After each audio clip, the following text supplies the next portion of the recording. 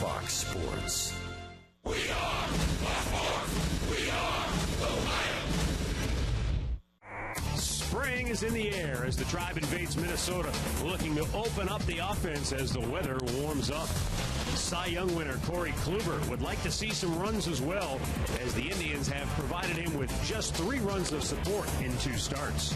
The Twins just took 2 out of 3 from Kansas City under new manager Paul Molitor, and they host the Tribe next on Sports Time Ohio.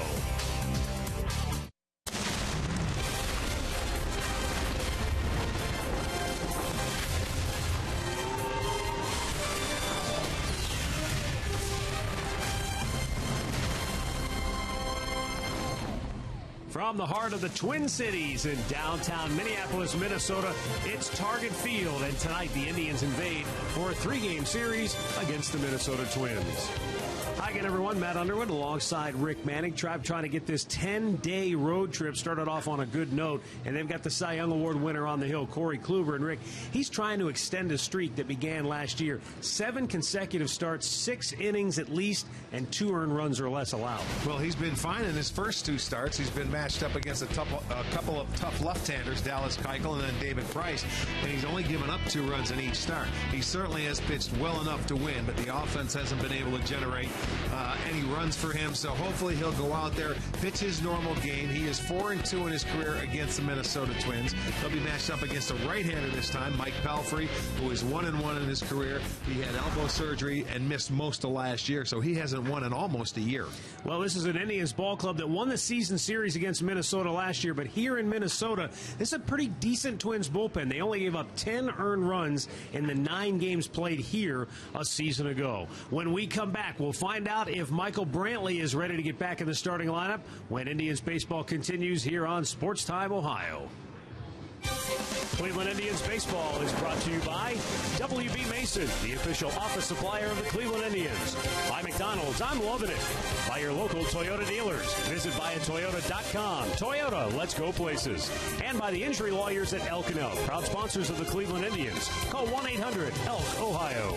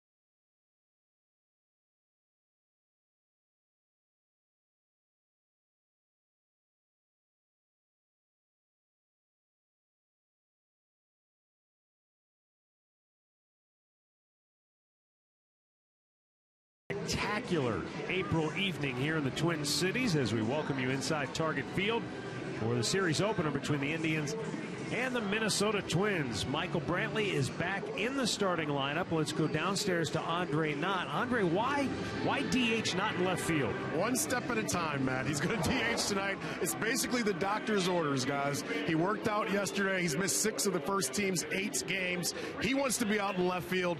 The plan is, if everything goes right, he'll DH tonight, bat third, then he'll be out in left field tomorrow. But really, they just want to go day to day right now and figure this all out. I asked Michael earlier, I go, are you frustrated? And he said, can I use a word better than that? And I go, well, I can't use that on the air, but you get the drift. Michael wants to play. He doesn't like missing games.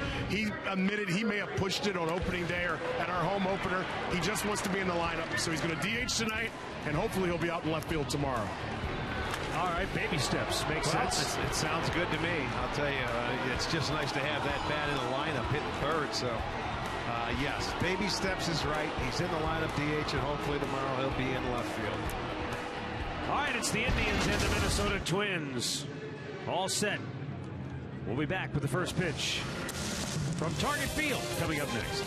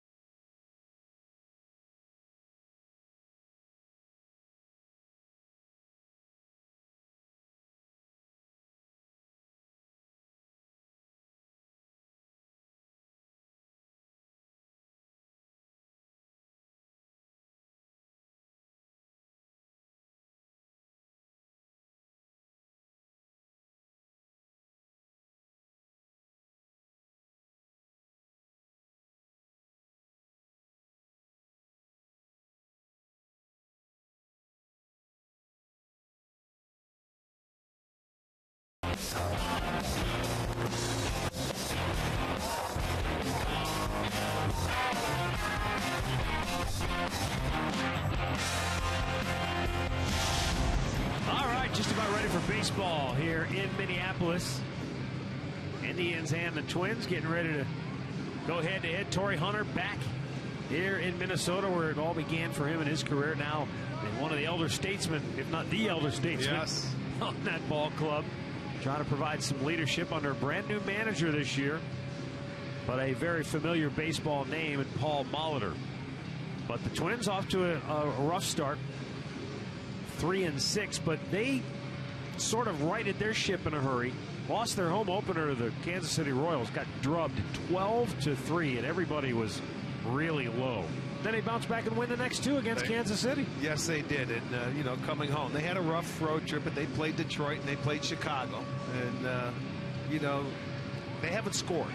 So both these teams are in the same boat. They have the same amount of runs scored, so hopefully we'll see the Indians getting off and scoring more tonight. Our Windows Systems game time temperature tonight, 74 degrees. You kidding me? Mid-April in Minnesota? Yeah, it's beautiful. Wow, spectacular. Just beautiful. Let's get a look at the Indians starting lineup tonight under Tribe manager Terry Francona. It is presented by Progressive Insurance. Michael Bourne will lead it off. Jason Kipnis in the 2-hole. There's Michael Brantley's name back in the lineup, DHing, hitting third.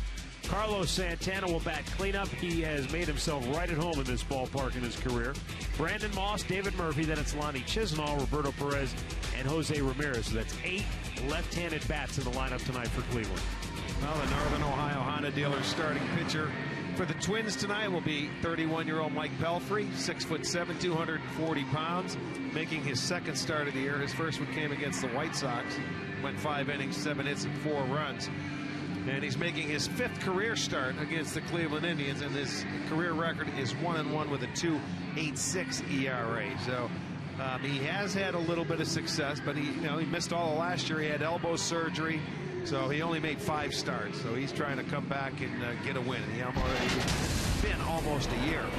The defense brought to you by Chrysler for the Twins tonight. Escobar is in left, Schaefer in center, Arcia is in right. Plouffe at third, Santana is at short, Dozier at second, Maurer is at first with Herman doing the catching. The Twins ranked 14th in the league. They've made 9 errors this year as a team. Yeah, that doesn't help. Mike DeMuro will call the balls and strikes. Trip Gibson is at first. Crew chief Brian Gorman at second. Mark Carlson down at third. I think the overall nature of the Twins' sloppy play in the first several games was what really got under Paul Molitor's skin, because he said this isn't the team that we showed that we were going to be when we were in spring training. They were tidy, they were neat, they played good defense, and then the season started and they fell apart.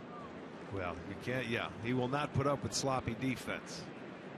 This Twin team, it was a team that usually never beat themselves. Mike Pelfrey's first pitch of the ball game in there for a fastball strike.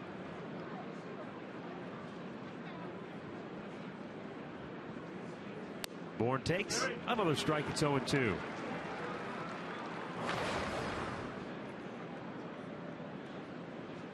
You see the numbers for Bourne. His struggles have been against the lefties. He's done well against right-handed pitching, though he strikes out to start tonight's game on 3 pitches. 1 away.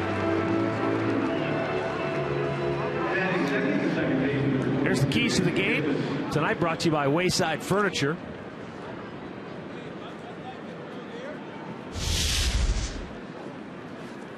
Early offense, play from in front. That is a familiar refrain for Cleveland. And execute defensively. When you have your ace on the hill, the Cy Young Award winner, you must give him, if you're not going to support him offensively, then give him all you have on defense. Jason Kipnis taps one back up the middle, but the second baseman Dozier cuts it off. 2 down.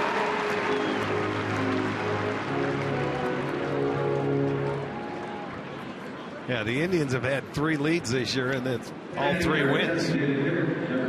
So that's a thing that they should strive for, boy. Try and get out there and get that lead early. It means a lot to them. Michael Brantley. Good to see him back in the lineup.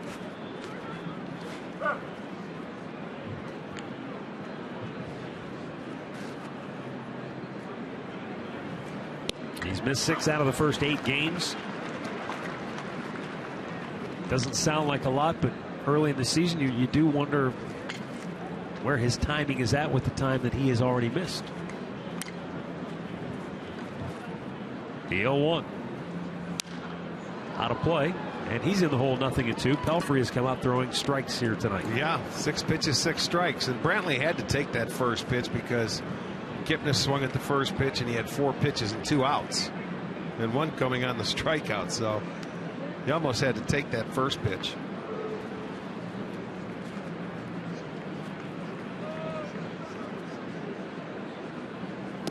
Just missed in off the plate. The count 1-2.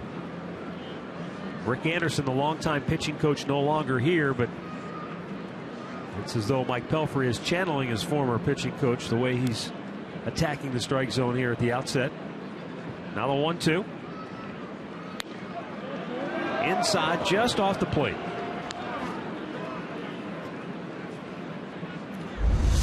Take a look at this pitch on our Nissan pitch tracker. It's the breaking ball going in. That's a good pitch, but it is in off the plate. That's a tough pitch to get called. That looked like a little slider or a cutter.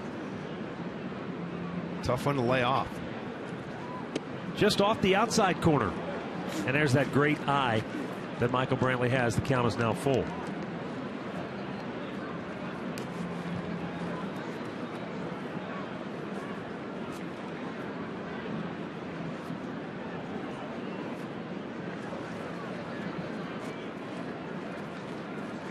Now the payoff pitch, and Brantley lines it to left field. That's a base hit.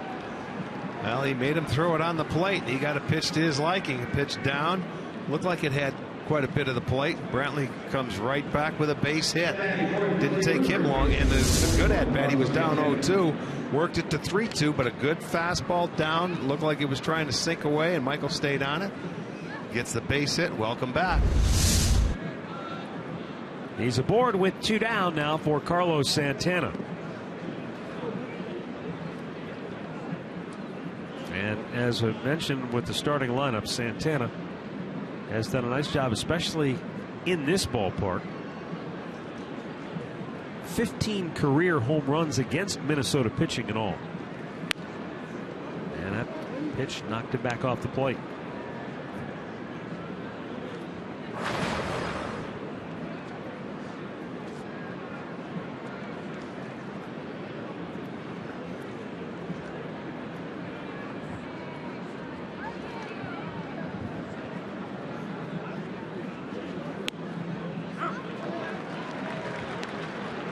One ball, one strike. The home runs he has hit here at Target Field. A couple of big boys up top, Bautista and Ortiz. Close. But Santana with that good eye, a lot like Brantley. He went fastball in and then change up away, and he wasn't looking for that change up. That's why I think he just took it.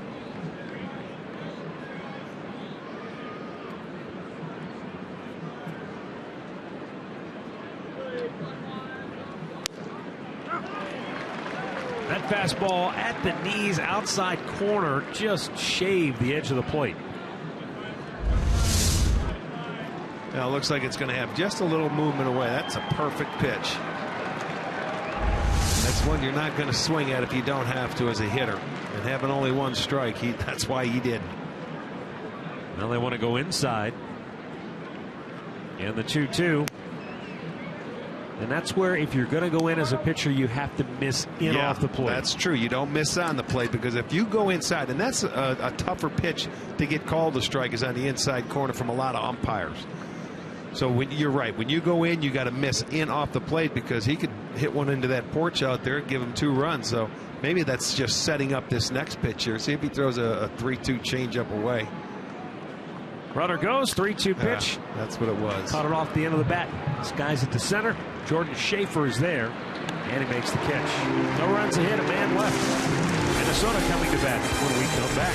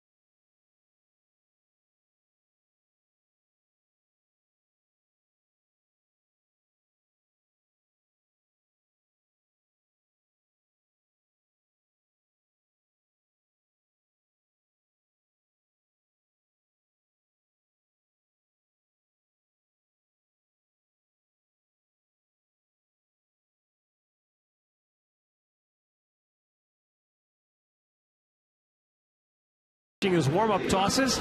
The Minnesota starting lineup is presented by Toyota. Danny Santana, switch hitter at the top. Eduardo Escobar, also a switch hitter, batting second. Then it's Joe Mauer, followed by Brian Dozier in the cleanup spot. Kenny Vargas will hit fifth. Trevor Plouffe sixth. Three left-handers at the bottom: Oswaldo Arcia, Chris Herman, and Jordan Schaefer.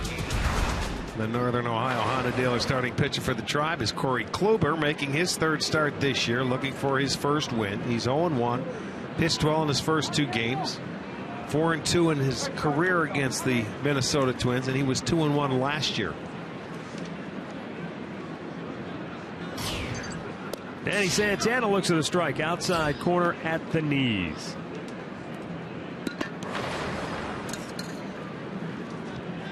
This is the guy last year Minnesota had him, played some outfield, shortstop. I think they're going to leave him at shortstop this year. He can run. Collected 128 hits a year ago. That was the most by a Twins rookie since Luis Rivas back in 2001. Remember him, don't you? The second baseman. Him and Christian Guzman were the keystone combo here for a number of years. Struck him out looking. Corey Kluber. Boy, that comeback fastball, the reverse sinker, a little two-seamer, whatever you want to call it, it is a lethal pitch for Corey. Yeah, good. Throw it at that front hip, and it comes back in. That's a dart right there. That's his 18th strikeout in just 14 innings of work. So he has the strikeout pitch working. Now Eduardo Escobar.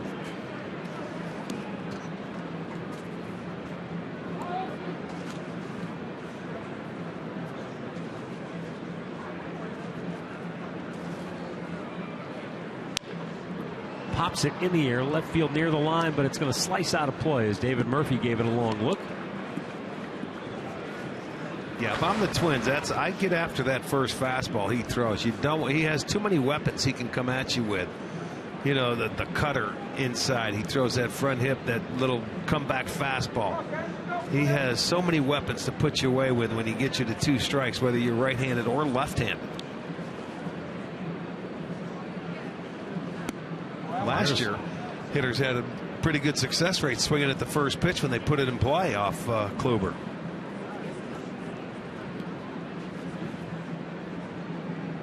Just aren't as many hitters, it seems like today, Rick, that like to swing at the first pitch. Now, whether or not that's an overall multiple organizational philosophy thing, work the count. I mean, look how many times we've seen a highlighted stat of, well, this guy led the organization in pitches per plate appearance. I think it's something that's taught and preached, and so a lot of hitters just aren't comfortable getting after that first pitch. Well, when they walk back to the dugout a couple times, they may want to change that philosophy, especially when you're facing a guy as aggressive as Corey Kluber is, when he's throwing about 65 to 70% strikes every game. Yeah, the whole key to hitting is get a good pitch to hit. That's what Ted Williams preached. Get a good pitch to hit. So it may be the first pitch. If the first one's a good one, there's no harm in swinging at it. No, there really isn't. If you get what you're looking for, get after it. Kluber trying to put him away with a 2-2. Pops him up left center. Murphy says, I'll take it. He does. 2 down. Check out the defense for the Indians, brought to you by Chrysler. It's David Murphy in left field just making that catch. Michael Bourne's in center. Brandon Moss in right. Lonnie Chisenhall at third. Jose Ramirez at short. Jason Kipnis at second. Carlos Santana is at first. And Roberto Perez is behind the dish. Look at that stat in the lower left-hand corner. 1.73 ERA in Corey Kluber's last 10 road starts, but only a 5-4 record. Yeah.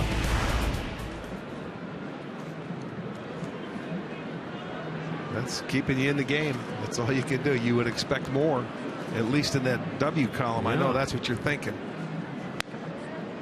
Strike over the outside corner to Joe Mauer.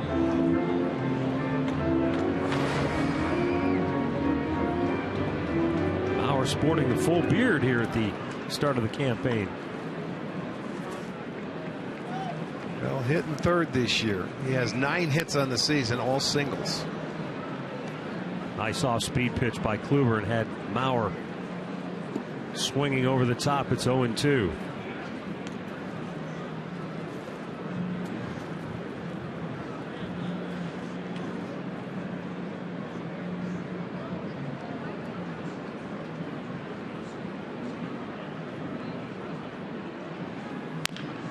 Chops it just foul at the first base side.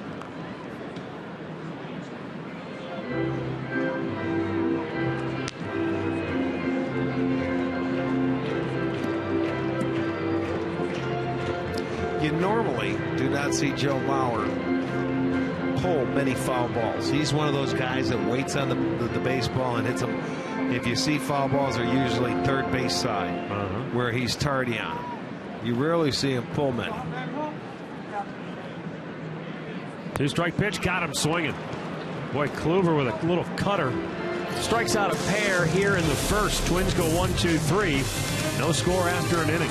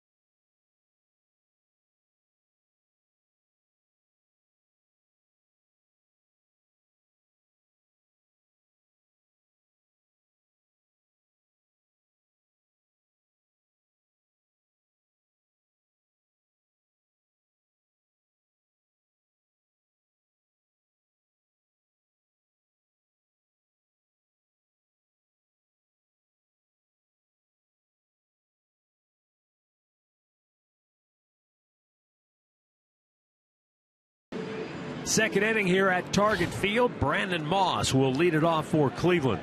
Corey Kluber with a 1-2-3 first inning. Struck out a couple of Twins.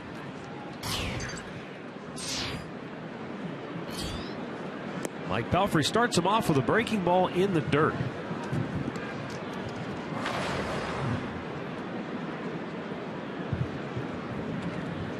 Pelfrey featuring the fastball. He'll sink it.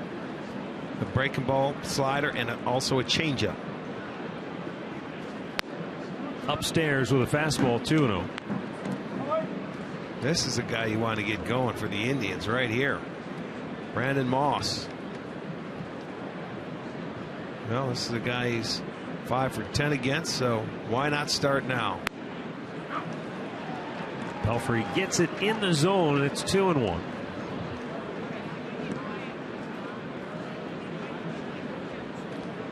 So far, he's trying not to give Moss any swinging room. That's how a lot of teams have pitched him so far to this point. They have just pounded him inside. And then for their show pitch, they'll throw something off speed and away. But for the most part, stay tight.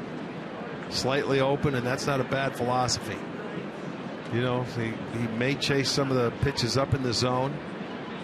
You get it down in the zone, he can do some damage.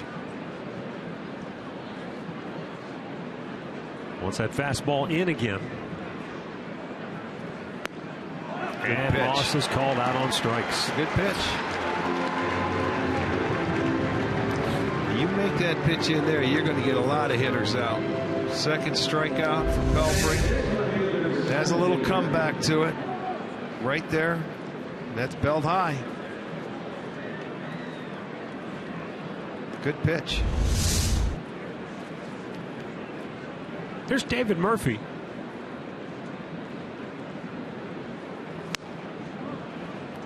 And he looks at a ball just off the plate.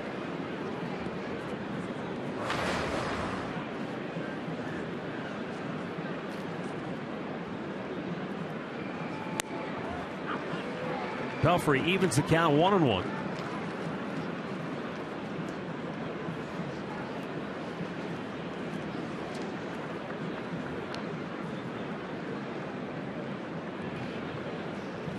Line drive center field. Schaefer able to make the running catch. 2 down. Here's our great clip of the game going back to Wednesday. Lonnie Chisenhall roping one down into the right field corner, driving in a couple of runs for the Indians. That was the big hit in that game. Leading the Tribe to their first and only home win of the season to this point. Yeah, doubles. You got to take doubles. They haven't hit a home run in 5 games as far as the team goes. So that matches their longest drought of last year. They had a 5-game stretch. And look at them. They're going to put the shift for Chisenhall now. They take the third baseman, Trevor Plouffe, put him on the right side of the infield. Plouffe is just to the right of second base.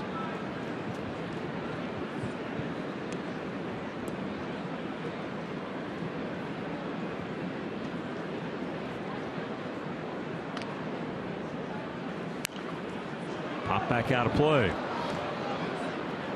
Chisenhall behind in the count now 1-2.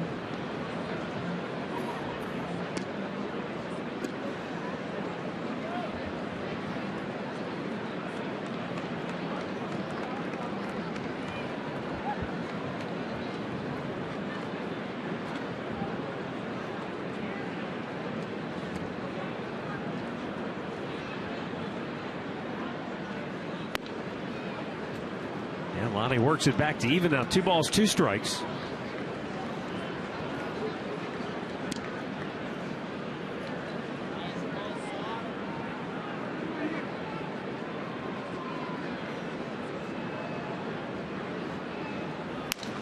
Cam job right back to the mound. And an easy inning for Mike Pelfrey. The Indians go 1-2-3. No score, middle of the second.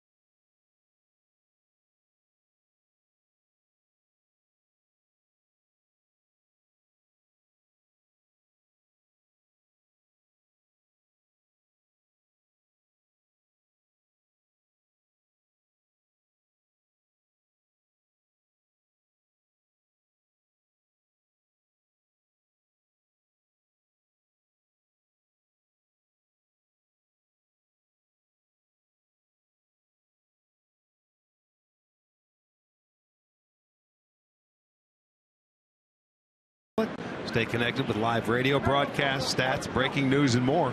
Download MLB.com at Bat, the #1 app for live baseball. No score, bottom of the second inning. Brian Dozier to lead it off for Minnesota.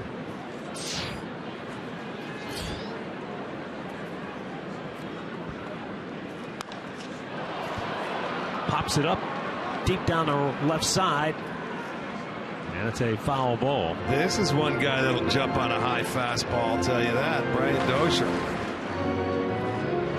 He likes that pitch up in the zone. He was a leadoff hitter last year. Now he's hitting number 4. Not a typical number 4 hitter, but the Twins really don't have anybody else. He led the team the last couple of years in home runs. Swing and a miss. It's 0-2. Our Kia in the driver's seat. Brian Dozier signing a 4-year contract with the Twins back at the end of spring training, extending him through 2018. Yeah, 2020 guy. Pretty good power for a second baseman. He's a good athlete overall. He does everything well.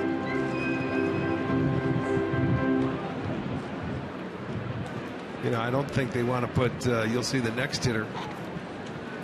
And Vargas, you would think he would be more of a 4-hole hitter compared to Dozier, but maybe they don't want to put the pressure on the young man. Wide of the mark, it's 2-2.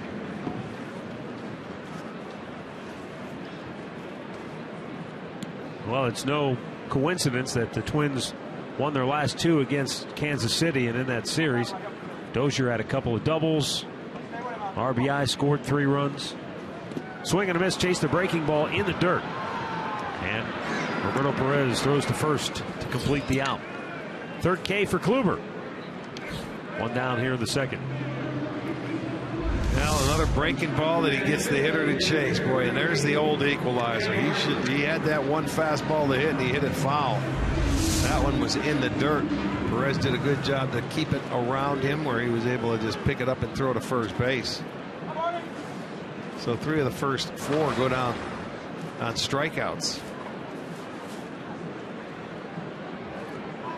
Here is Kenny Vargas. Rick was just talking about Vargas looks more like a 4-hole hitter at 6'5" and almost 300 pounds. Yeah. Switch hitter. Right over the head of Andre Knott down there in the dugout. He's had a few coming at him early this year.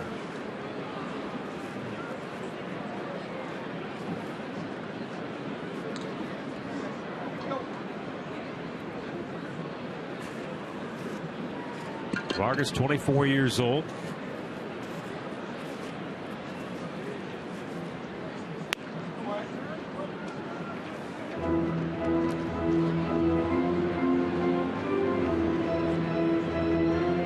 This is the young Minnesota team that Paul Molitor is going to have to remain patient with.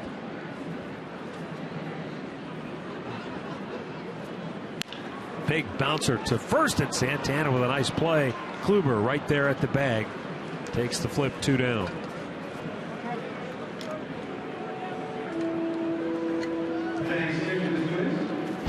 Here's our Buick stat of the game. Corey Kluber, most starts striking out 10 or more, not allowing a run, and walking only 1. That's impressive. Very impressive. Such good control.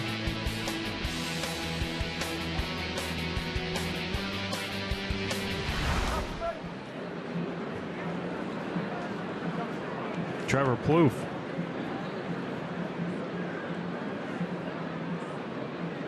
Drove in 80 runs last year to lead Minnesota in that category.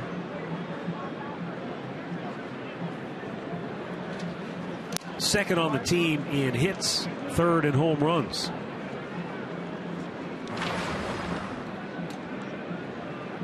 Big number for Plouffe last year was the doubles. He had 40 of them.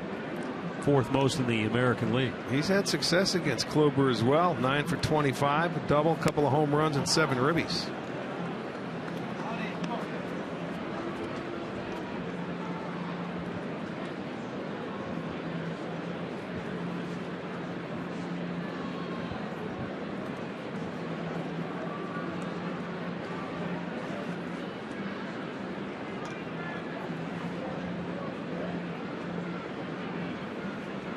Fastball away.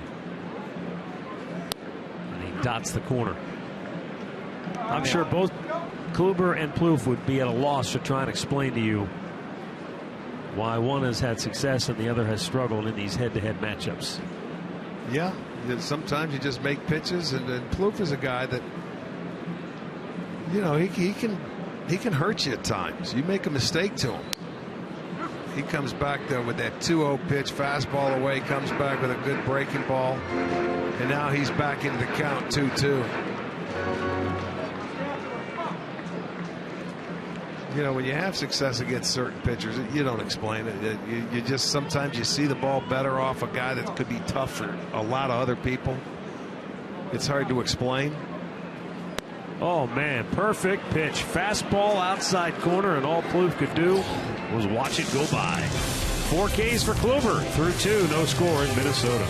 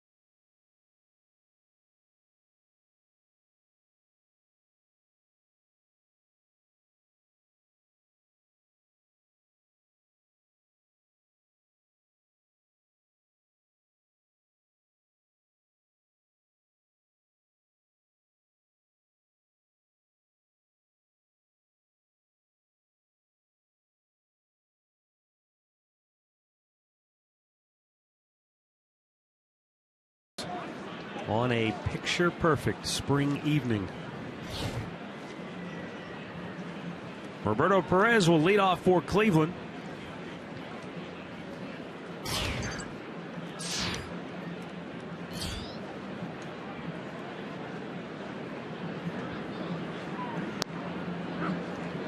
And he takes a called strike.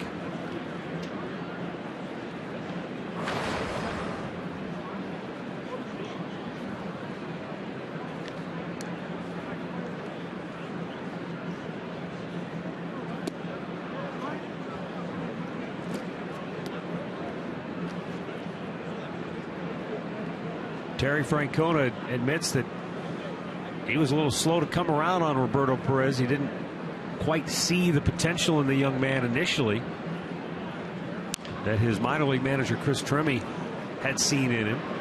Perez thrown out here to start the 3rd inning, 1 away. He really believes, though, that Perez is going to do a terrific job in the absence of Yan Gomes, which brings us to tonight's injury report, brought to you by the injury lawyers at Elk and Elk.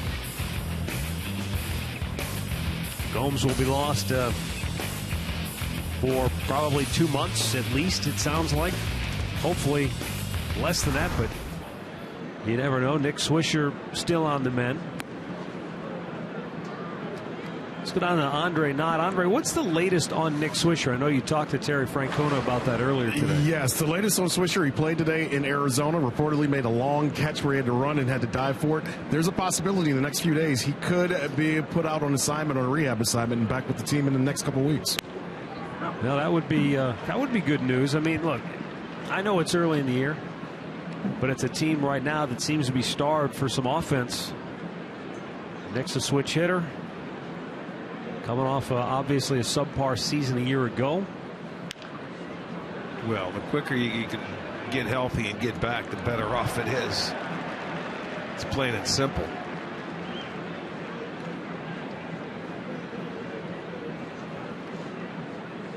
He knows this division, and you want him back as soon as possible. Now the 1-2. And it's fouled right back to the screen.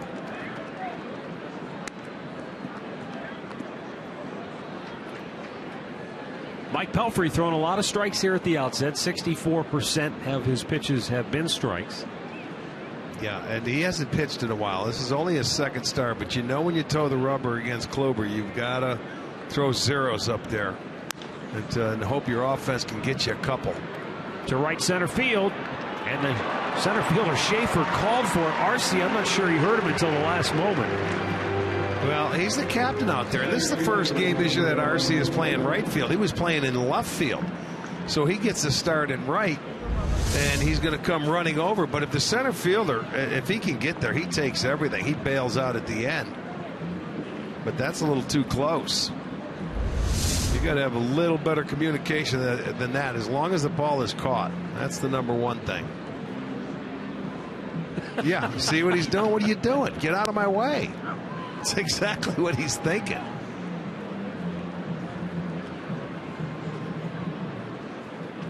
Yeah, because if he runs into Arcia, he's going to end up the worse for it. He's going to lose that battle. Michael Bourne lost the battle with Mike Pelfrey his first time up. 3 pitches. And Pelfrey struck the Indians' leadoff man out.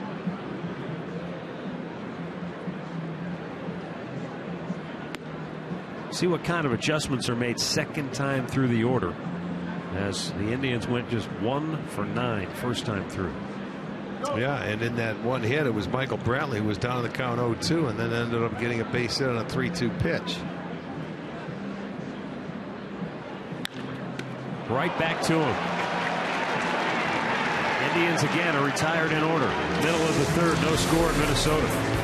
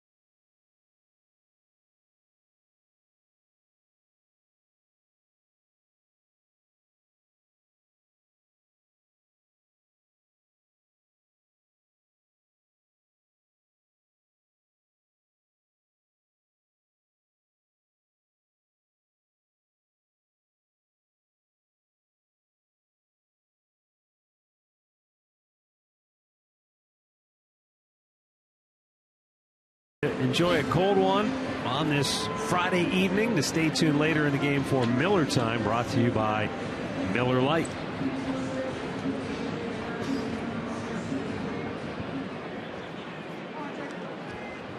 Six up, 6 down through the first 2. Oswaldo Arcia, Chris Herman, Jordan Schaefer, all left-handed bats for the Twins here in the third.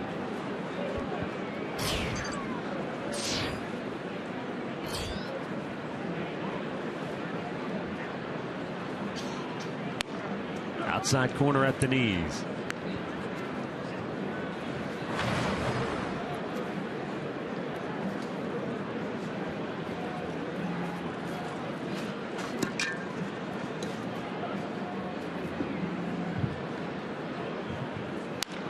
Shoots it foul off the facing of the Indians dugout. Sent a couple scrambling to the deck.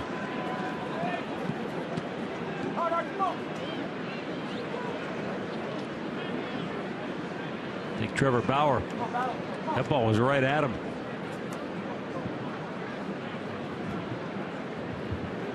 Well, they get right back up and go up there, don't they? Nice to have that screen in front of the dugout. Makes me think back to the years before the screen. Oh, many years. Never had that before it became mandatory. It's only been, what, maybe 10 years since those were installed? I would think so. Nobody sits anymore. Now they all stand. Well, sometimes the dugouts are so big back there you can't see the field when you sit back there. Pulled foul, and a lot of teams, and Cleveland included, have installed benches right on the top step of the dugout so they can sit behind that screened-in area. Right. Yeah, you get down in the dugout sometimes, you don't really get a good look at the field. You want to get up and see what's going on. See, Sandy Alomar, that's old school. He sits on the dugout. Sits on the bench. Yeah.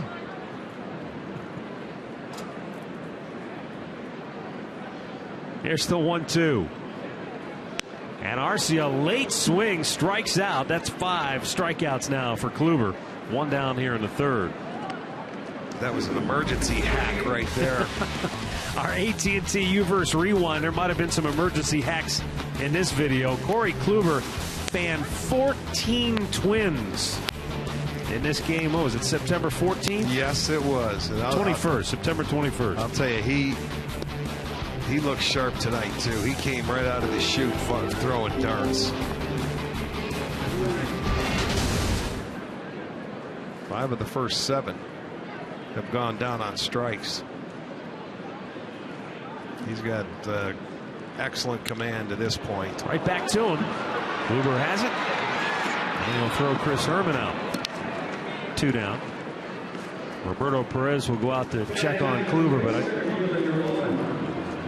he's just fine. One walk and 14 punch outs in 8 innings.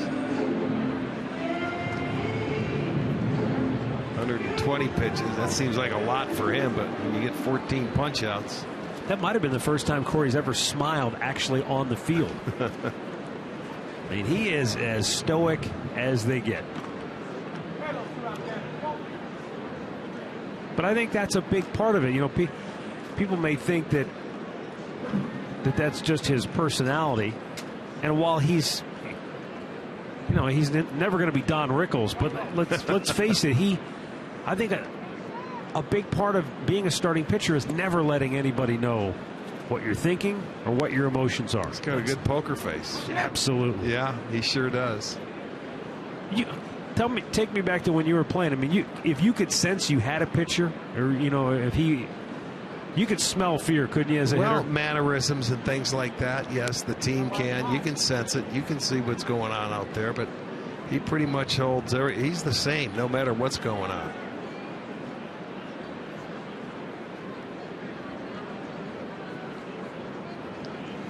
I mean, look he just gets set. I mean, he's a little slower, but boy, everything is the same. He repeats his delivery, and everything is just done to perfection. Comes out of the same arm slot. 9 up, 9 down, through 3, no score in Minnesota.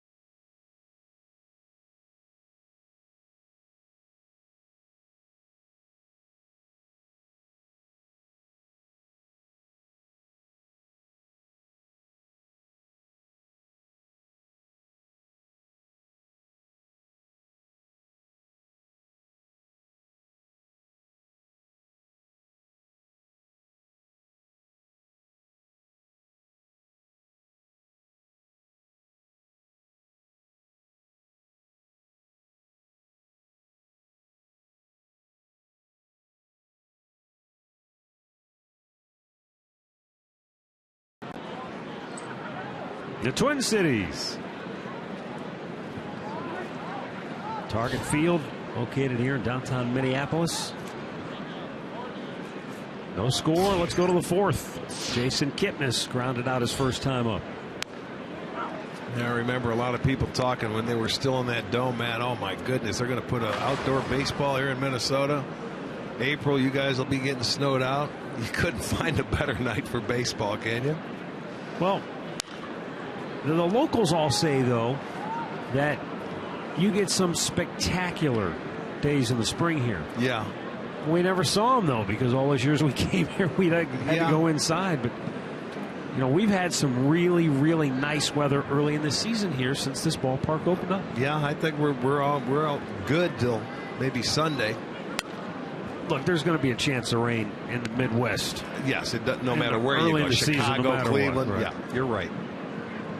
But I think the idea that, well, there's going to be snow, it's going to be, that hasn't been an issue at all. Oh, I saw the field, a picture of Coors Field last night, and it was completely under snow. Was it so really? It's a good thing they're not at home. At least I don't think they are. No, they're in Los they're Angeles. Playing the Dodgers, yeah. Well, they picked a good time to leave.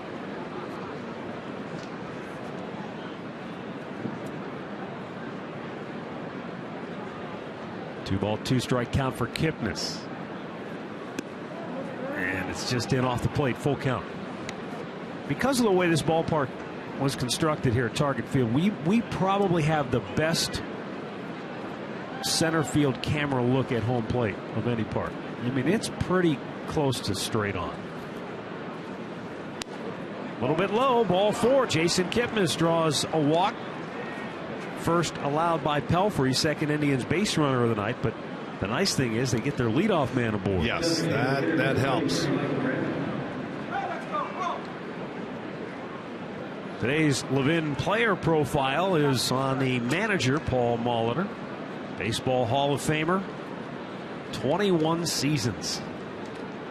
Third overall draft pick out of University of Minnesota. He went to the same high school that Joe Mauer went to over in St. Paul.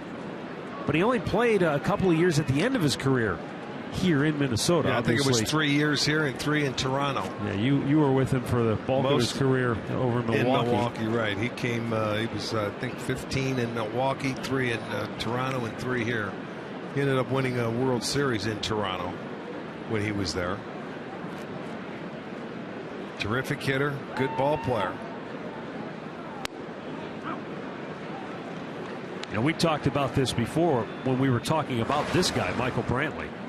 And I just found it fascinating that Paul Molitor, one of his best offensive seasons, came at the end of his career, 1996 here in Minnesota. He put up a career-high 225 hits.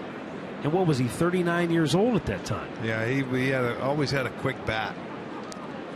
Always, you know, the amazing thing, he's 9th on the all-time hit list with, 3,300 plus. And he still missed about 3 seasons of baseball due to injuries or on the disabled list. I mean, that's all part of the problem, but if he could have stayed healthy. That's why we marvel at what Pete Rose did as a player to get that many hits. You just start doing the math, and you're like, it's doggone near impossible. Yeah, it is. The 0-1 to Brantley. Towards center, Schaefer racing over, reaches down and makes the catch.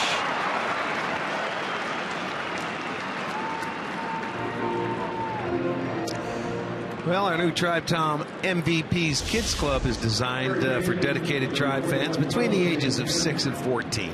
MVPs get a chance to take part in exclusive events and receive cool gear to add to their collection. Just visit Indians.com for information.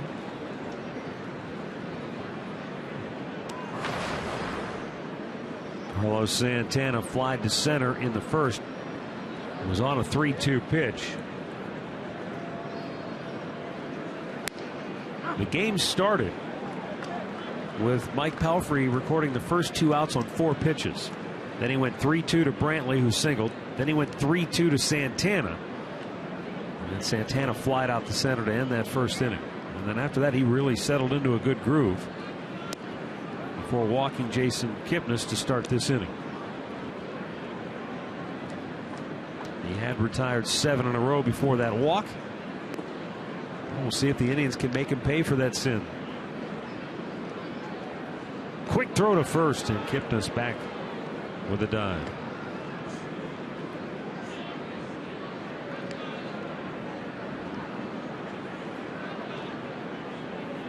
There's a reason why first base coaches always tell their runners, whatever level they're playing in, that the minute you take your lead, don't take your eyes off the pitcher, because all it takes is for you to look down at your shoe tops 1 second. If he looks over, you're done. Yeah, you get your lead early and just stay focused. But you try to know the pitchers that have the quick move, that will throw. Some guys won't throw to first base. Let's say right-handers, when they're in their windup, they like to come set. But the pitchers that, as they're taking their arms up, will turn and flip over there. That's the ones you got to be careful with quick feet. Verlander's like that in Detroit. Very much so. He throws over more than anybody. Twins will move the extreme shift on now, but unlike the shift we saw earlier, Trevor Plouffe now stays on the left side of the infield. Before, he went over to the right side. Probably because you got a runner at first. Yes. The 2-2. Hit off the plate. So Santana's second at bat of the game, and another full count. So he's seen probably everything Pelfrey's had to offer. Got to start your runner here. 3-2, even if Santana swings through it. They don't. Bauer goes to second. They get the out there. Back to first. Throws it away. But Santana has to hold the ball kicked off the facing of the dugout instead of going in. They're lucky. No harm. Right there. Kipnis did not start on the pitch. That enabled Mauer to go to second base and get the lead runner. And then the throw is a little wild from Santana to first base, but he's lucky because it catches the netting in front of the dugout. There's a good feed there. He comes to the inside part of the bag, and Pelfrey over at first base. Look at, he hustles to get over there. Let me get to the bag. He does a good job. That's a big target to throw at. If you throw wide to him, then that's a bad throw. But there was no harm. All right, Brandon Moss will get a chance to bat here with 1 on and 2 out. He was called out on strikes his first time up.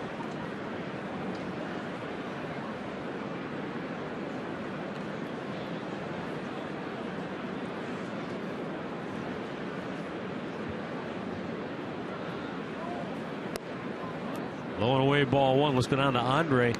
Pretty interesting career numbers between these two. Yes, Brandon Moss is hitting under 100 right now. Ty Van Berkeley told me, he told Brandon Moss, stop looking at that. Just go play the game. Came into the game hitting 500 against Pelfrey. They feel like he's the strongest guy mentally on the team. He was going to get through this. They're not worried about him right now.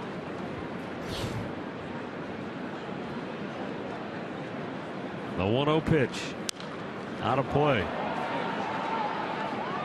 No matter how strong you are mentally, everybody needs a hit once. Everyone, you got to. Oh, you're absolutely right. Some nutrition, some emotional nutrition. I don't care how strong you are. This game will make you think strange things in your head when you're slumping. When you go up there and you're swinging the bat well, you don't have a care in the world. You're very confident. You walk in that batter's box, you believe you're going to hit no matter what you do. Even if you go down in the count 0-2.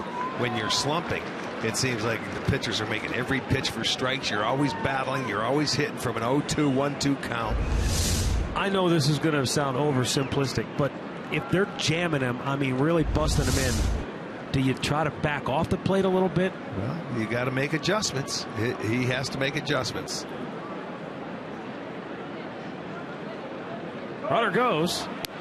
Moss That's a takes. good pitch, I'll tell you what. And Santana's safe at second. How about Carlos with a head-first dive? Steals the base, his first of the year. I think the catcher blocked him out because it was a good pitch. That was a strike. You watch this. That's a strike right on the inside corner, and he didn't see the pitch. Santana gets the stolen base, and they catch a break. close play at the bag, but Carlos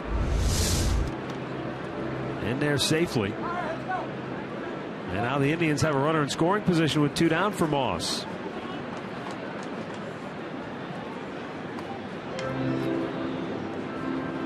I think Herman's out there telling him that was a good pitch, but he stay right there.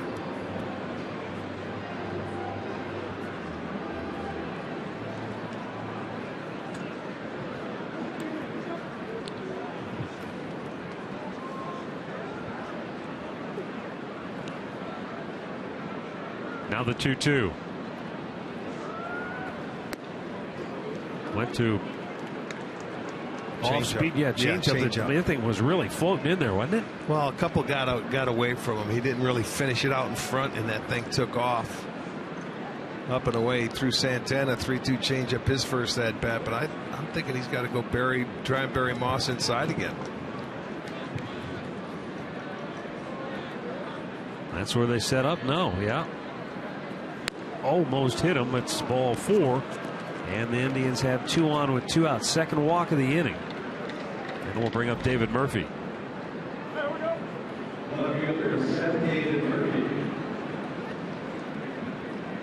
Murphy, a liner to center that was caught his first time up. First couple innings, Pelfrey was throwing 64% of his pitches for strikes. That number down to about 57% now. So he's, whether it's a case where he's trying to be maybe a little too fine or Indians hitters are laying off. Well, he's pitching inside, and you mentioned it before. If you're going to miss, you miss in off the plate to the hitters like that. So he's got to continue to do that if he's going to be successful. Because if he stays away with everything, they're going to get to him.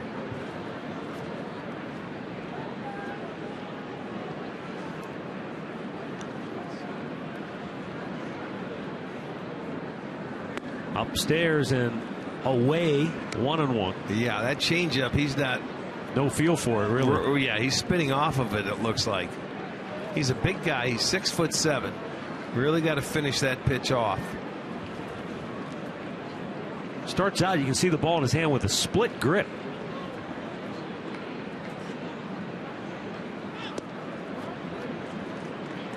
I'm wondering if that maybe is how he's throwing that changeup. Well, as big as he is, I'm sure his hands are big. I think it very well could be.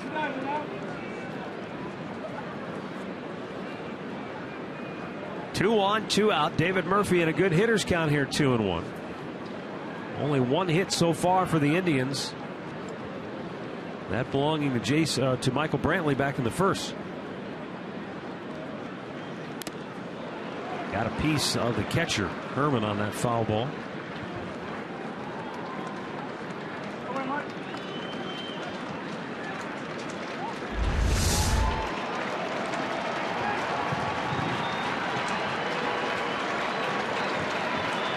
Got him on the inside of the ankle. It looked like it, yeah. It deflects down on the inside of the calf. That place down there.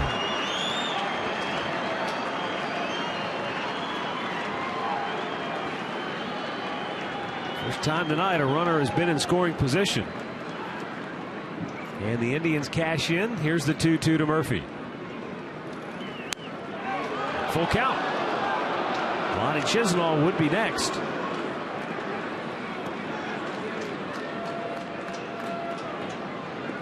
Earlier he's been going in there. He threw a couple for strikes, but he hasn't been able to throw any for strikes recently. That second time through, they've all been called balls. The one time he did throw a strike in there, it was called a ball on the pitch Santana took off on. Runners go, and it's ball 4. He's walked the bases loaded.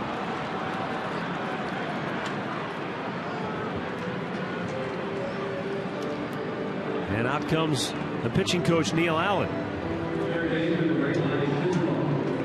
Lonnie Chisenhall is going to be the batter, and he had a little comebacker his first time up.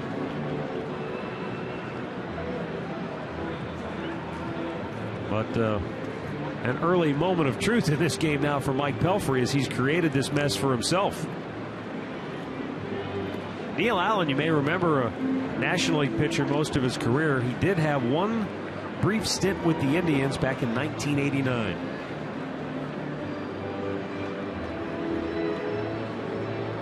Pitch with the Mets, the Cardinals, and brief stops with the White Sox, Yankees, and Indians, as I mentioned.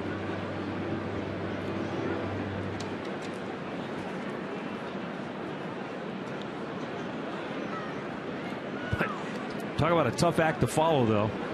Rick Anderson did a tremendous job here for a long time.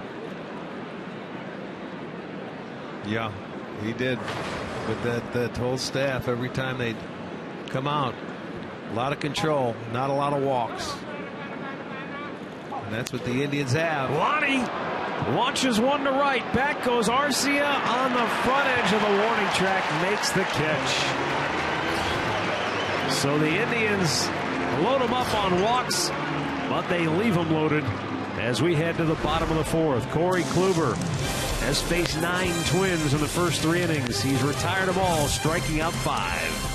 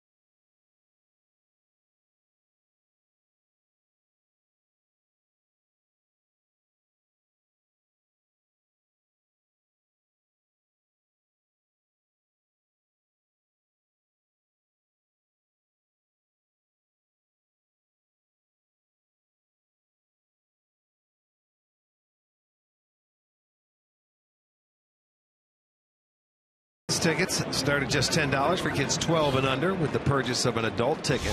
Kids tickets are located in the new family deck out at Progressive Field, home to the new expanded kids clubhouse. Just log on to Indians.com.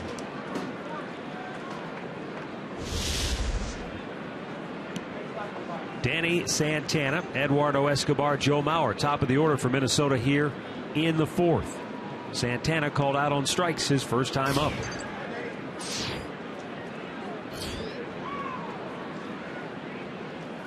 Trying to bunt, and it's foul.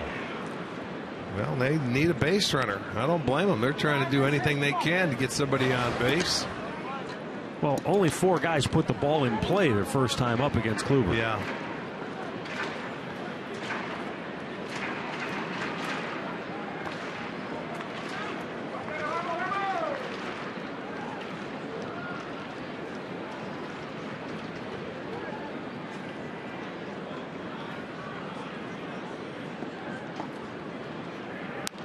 That's out of play.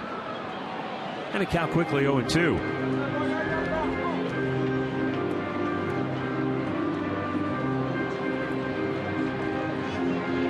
Last year, Corey Kluber had a remarkable season.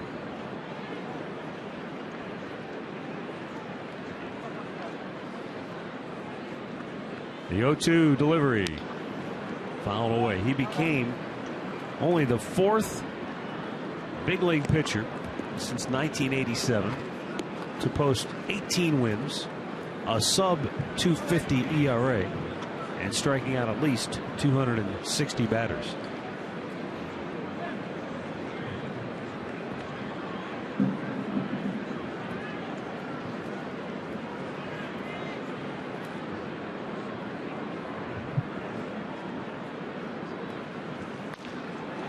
Weakly grounded towards second, and Jason Kipnis will throw him out, 1 down. Time for a Mazda game break. Here's Al Pawlowski.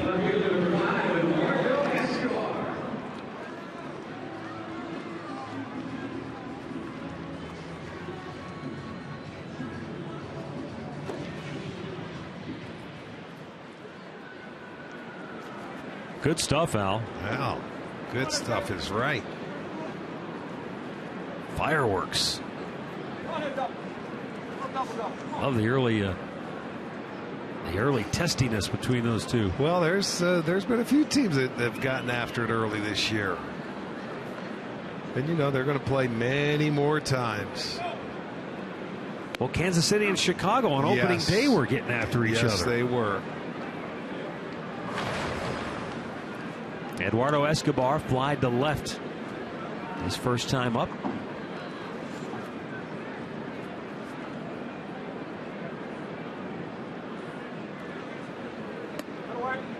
A little bit low. 1-1.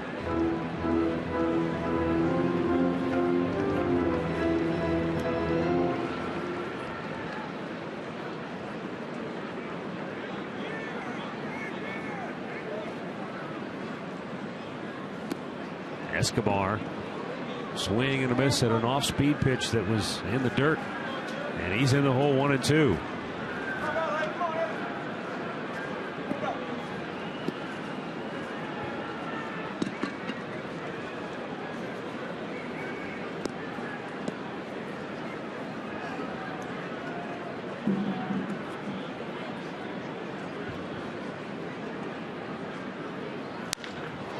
Hit in the air to center field. Michael Bourne backpedaling. 2 down. Over 60 live events, 2 networks, 1 month. It's April, and the OHIO, you can win an incredible Cavs experience this week. Lunch with Fred and AC, a tour of the Cleveland Clinic courts, and an autographed jersey. Text Cavs on FSO to 733-733 to enter. That's Cavs on FSO, 733-733. Message and data rates apply. Stay tuned next week for a terrific Tribe experience.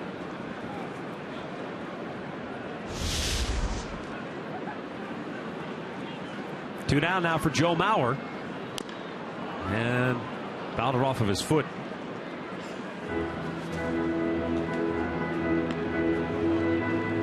Cavaliers gearing up for the playoffs. A lot of excitement around town. Yeah, they start on Sunday, right? Game 1. I believe they do, yeah. Series with Boston.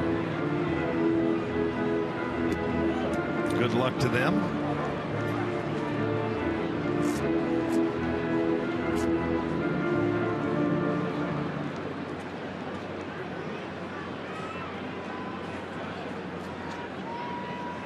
Mauer awaiting the 0-1 pitch. And Kluber Change-up. has really done a nice job with the off-speed stuff to Mauer tonight. He's thrown a couple of really good change-ups to Joe Mauer. First at bat he did on the second pitch. There's a dandy right there on the outside corner.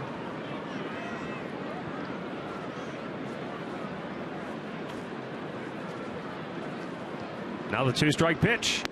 That fastball took off.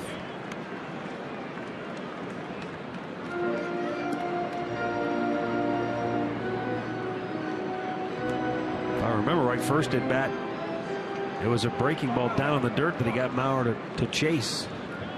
Might come back that way again. He does, and he got him again. Good call. Corey Kluber has K'd a half dozen Twins through the first 4 innings.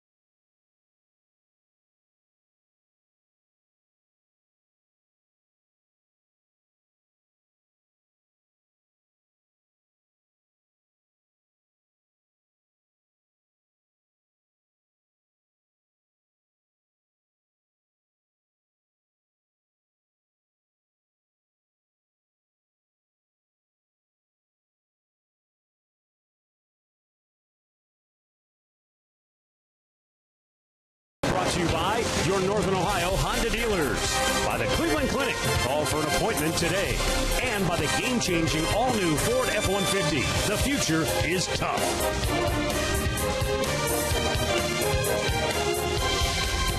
Target Field here in Minnesota. No score, 5th inning. Roberto Perez, Jose Ramirez, and Michael Bourne to bat for Cleveland. Mike Pelfrey's allowed 1 hit. He's walked 3, struck out a pair.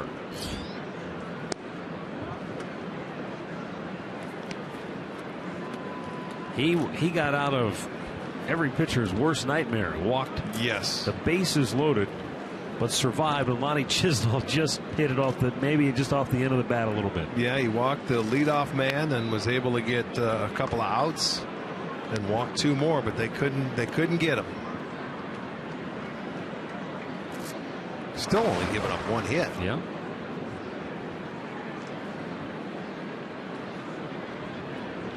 That strike percentage, as you said, is going down from the first time through the lineup. You say it was 64% that first time through? Yeah, it's gone down 10, so it's down to like 53 now. So he's keeping it off the plate. Patience, I guess, patience. Well, Perez in a good spot here, 3-0. Twins bullpen starting to get some activity down there. Nobody's throwing, but bodies are moving around. Pelfrey's just over 70 pitches on the night, as you see there.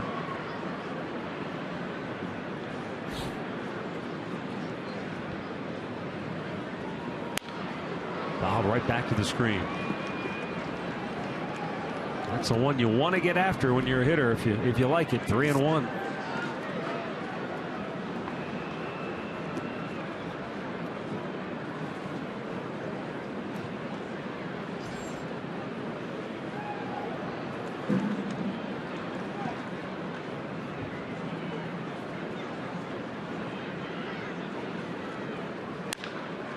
Chopper in the hole, and it gets through. Santana was able to glove it, but by that time, no shot. And Perez has the Indians' 2nd hit of the night, 2nd straight inning. Indians have their leadoff man aboard. Well, once it gets by Plouffe, he's going to get a base hit. Santana does a nice job to even get to this ball. Look where he catches it. But there was no way he was going to be able to make a throw. His arm would have fell off. So Perez credited with a single, just the 2nd hit for the Indians. The 2nd straight inning they've had their leadoff man aboard.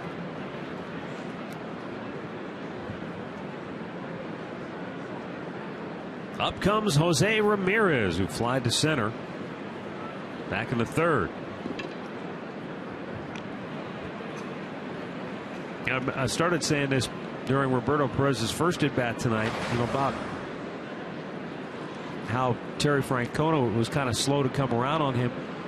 I think a lot of that has to do with the fact that, if you just look at the track record of Roberto Perez when he was in the minor leagues with the Indians, just wasn't a lot to get excited about. It took a while for his offensive game to emerge, and even Roberto himself admits that he was kind of frustrated because he just never gained any traction. I mean, just look back. In 2011, he got to Kinston, hit .225. Next year at AA, .212, .247. 176 his first go around at AAA, and then last year he hit .305 for the Clippers. It all finally came into place for him. He takes off, and Ramirez punches it through the left side of the infield on the hit and run. Roberto Perez flying into 3rd base, and he is going to beat the tag. Well done by Ramirez. Really Start good your execution. Runner, Start your runner. Just put the ball on the ground. That's what the hit and run is designed for. This is going to be our McDonald's. I'm loving it. You see, he got a pitch. He stays inside. The shortstop vacated. Wrong guy covered. Great job by Ramirez. And then in comes Perez to go 1st and 3rd. You see, you're starting one of your slowest runners. But he picked up the baseball. He's able to get to 3rd base. That was a well-executed hit and run by those two. Now they've got something rolling. Nobody out, 1st and 3rd. Michael Bourne, 0 for 2 on the night.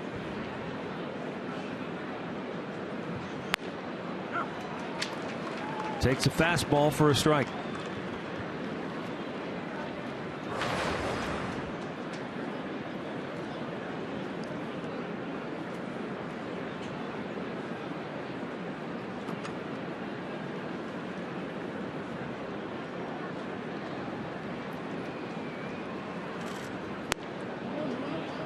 Checked his swing, did not go around.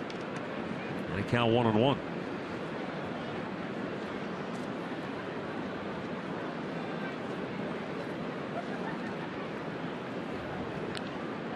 Bourne with 1 RBI so far on the year. Golden opportunity to add 1 to his season tally.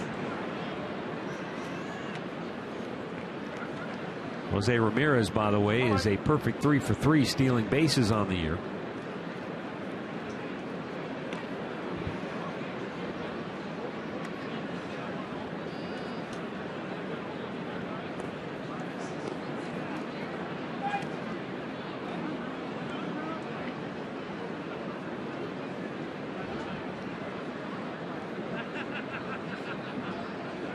Getting some action now in the Minnesota bullpen. Left-hander Caleb Thielbar just called up today.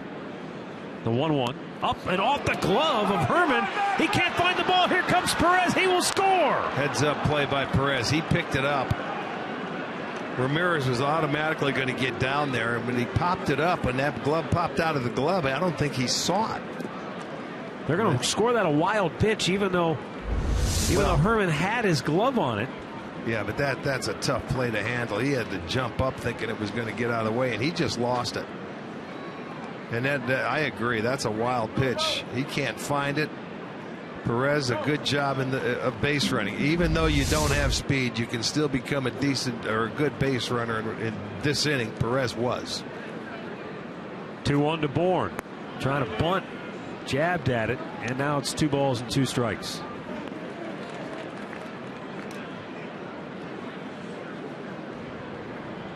Good point, though, Rick, on the base running by Perez. I mean, it's a hit and run, but he didn't have to get to third, but it was great that he did get there. He looked, he saw where the ball was hit, he made his decision. It was a really nice job. You don't see the hit and run executed well much anymore. You know, I like what Ramirez did. He just slapped it the other way, hit it on the ground. We saw the shortstop vacate. It was really done well. When it's done well, it's beautiful. You make something happen. You get the bottom part of the lineup. They're setting up the inning here for you. Now it's up to Bourne to add on and get him over to third base. 2-2 count.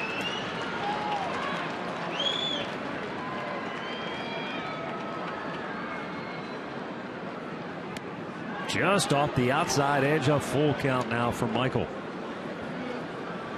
Caleb Thielbar trying to get loose in a hurry. Belford just over 80 pitches on the night. They are going to see more left-handers out of bullpens than you ever have. Well, Minnesota put 1 on the DL and called another one up today. Yes, they did. Walked him. Ball 4. 2 on, nobody out. That might be it. He's ragged this inning. That's 4 walks now for Pelfrey.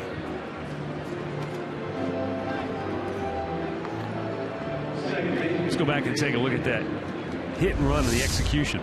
Great count. You started him 1-1, and there it was, just on the ground.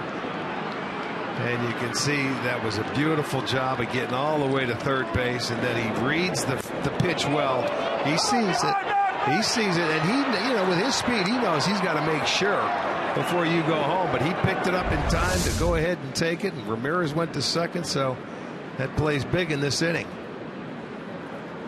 Kipnis trying to bunt, and it's going to go foul. I wonder, too, being a catcher, as he took his secondary lead down the line, when he saw the ball pop out of the glove, and he might have caught the glance in Herman's eyes, like, I know that look where you don't know where the ball is. I'm sure. And that told him, I can go. Little things you have to pick up. It's paying attention. It's anticipating when you're in situations like that as a base runner. Kipnis trying to move him along.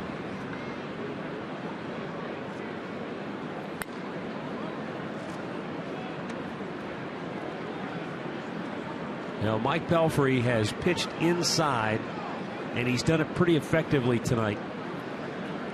But you know what he's done the second time through that lineup? He hasn't been able to throw it for a strike, so they've been able to take every pitch that he's thrown in there. You know, they're not really concerned about that. He hasn't proven he can continue to go in there and throw a strike. Tap towards second. Not They get hit. the force there. Kipnis going to beat it out at first base. So they avoid the double play, which is huge. Ramirez to third on the play. It just wasn't hit hard enough to turn the double play. They wanted to, as Bourne was going into second base, but no siree. Let's go back and look at Perez again on third base and the angle that he had coming down. There's the ball. He starts to go. Now he realizes he can't find it. So then he just continues to come. See, Bourne didn't even wave him in because he didn't know what was going on. You have to pay attention to your own. You be your own base running coach right there. Yeah, in that particular instance, you've got to make the decision. That's on your right. own. You've got to feel it. You right don't now, need he's help. just telling, look, I've got too much speed. They can't stop me there. Well, I'll tell you, I really enjoy watching guys with average speed run the bases well, because that means that they're concentrating and they're trying to do it. Brantley lines one, but it's going to go foul on the left side. Got a foul ball, but he broke a finger in the chair.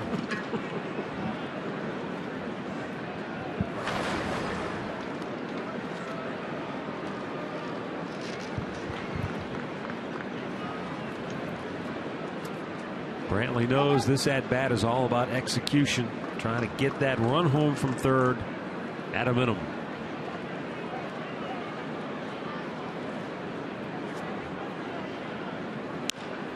To left field, Ramirez will tag. Escobar makes the catch. Here comes the throw. Here comes Ramirez. He is out at the plate.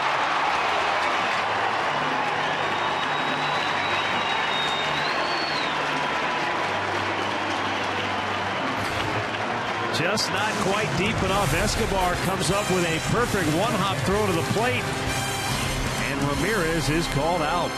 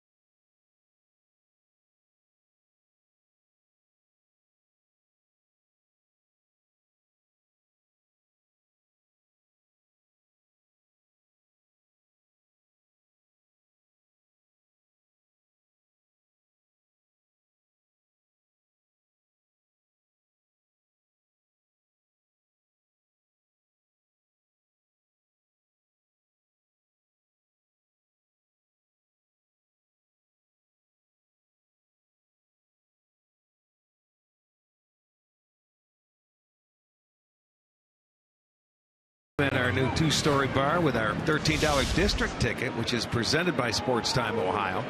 The new bar is the best place in town to grab a cold one, and with the district ticket, your first drink is on us. Just go to Indians.com.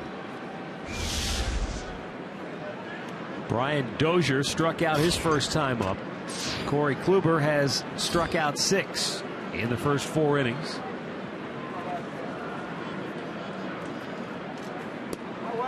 A little bit outside for ball 1. Indians lead it 1-0. Yeah, they had an opportunity to have a pretty big inning right there, and I'll tell you what, Escobar made a beautiful throw from left field there. One hop. Ramirez, one of the fastest guys on the team, he threw him out. To left field, David Murphy. One away. Figure, okay, I thought it was deep enough because Escobar is pretty much an infielder. But look at this throw. I mean, it doesn't get any better than that. A one hopper. Stayed behind it nicely, too. And you could tell that throw, how quick he got in and out of that glove. He was an infielder, but a good throw to get him out of an inning. And Pelfrey out of a jam. Kenny Vargas grounded to first. His only time up. A little bit low for ball one.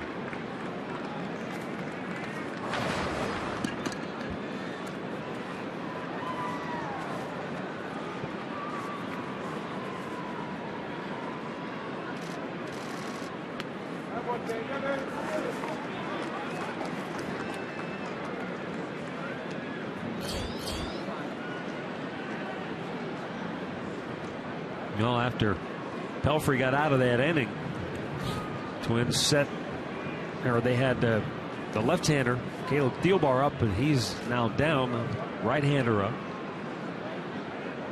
Pretty good indication that the night is over for Pelfrey. I would think so.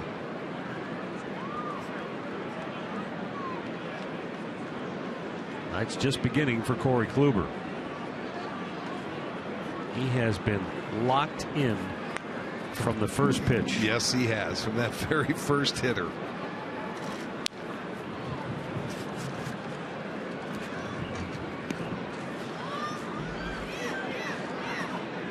We're in the bottom half of the fifth, and he just threw pitch number 50.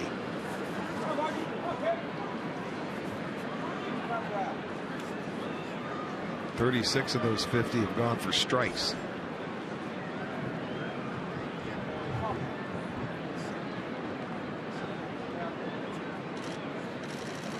Change up and away. And a full count now. I don't know. Has he had a full count yet? No. It's got to be the first I one. certainly do not remember him having a 3-ball count. The payoff to Vargas. Shoots it foul on the third base side.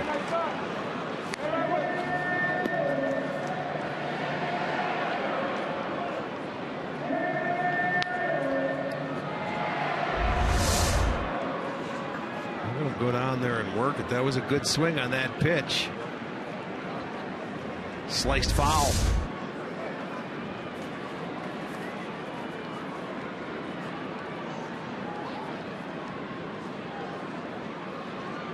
Now the 3-2. Go! Locked him up. Vargas could only stare and head back to the dugout. It's going to be our Circle K strikeout here. A nice breaking ball. Look at that. He's not looking for that. He was looking for everything but that. And it just locks him up. 7th strikeout. That's his 3rd called. And Trevor Plouffe, who was called out on strikes his first time up. With Plouffe, it was a fastball that was right on the outside corner, and he couldn't pull the trigger on it. That ended the 2nd inning.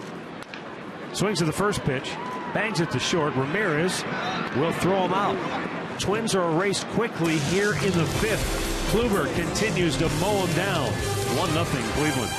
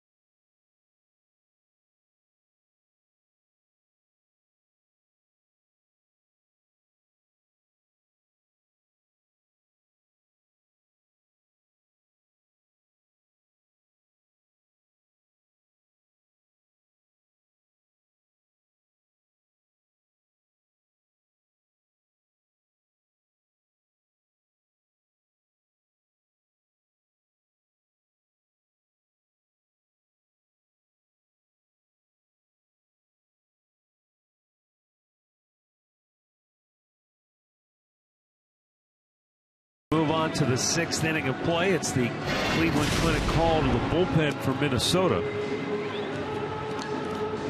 Mike Pelfrey went 5 innings. He allowed 1 run on 3 hits, walked 4, struck out 2. His wild pitch resulted in the game's only run. He's replaced by right-hander Tim Stauffer, making his 4th appearance of the year. Well, he was in San Diego for the last 8 years, coming out of their bullpen. Well, this won't take long. Our in-game recap brought to you by your local Toyota dealers. Here's the only run of the game. Roberto Perez alertly scoring on a wild pitch. And Corey Kluber has just flat out dominated this Minnesota lineup through the first 5 innings, striking out 7. Carlos Santana, Brandon Moss, and David Murphy are due for Cleveland here in the 6th.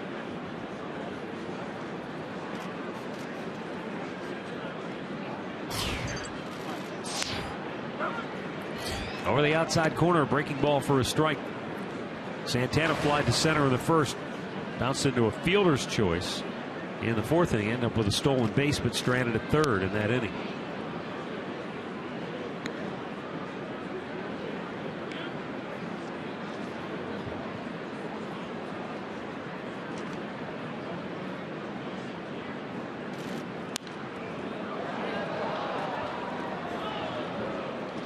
Santana down on the count, 1 ball, 2 strikes. Stauffer is a former 1st-round pick by the Padres. He was the 4th overall selection back in '03. Santana is rung up. Yep. Breaking ball in the inside corner. 1 down.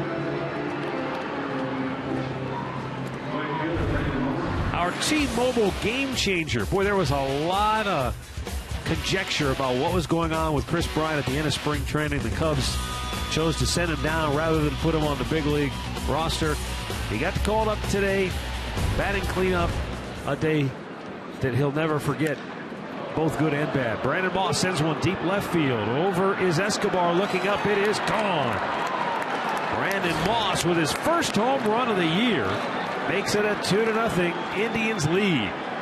Boy, really nice to see Moss stay on a ball and just drive it the other way. And you can see the kind of power he is because that ball flew out of here. Well, I'll tell you, that stops the string. That's the first time in the last 6 games that the Indians have homered. It's another solo home run. All their homers have come on the road. He got a fastball that was they gave him a little swinging room.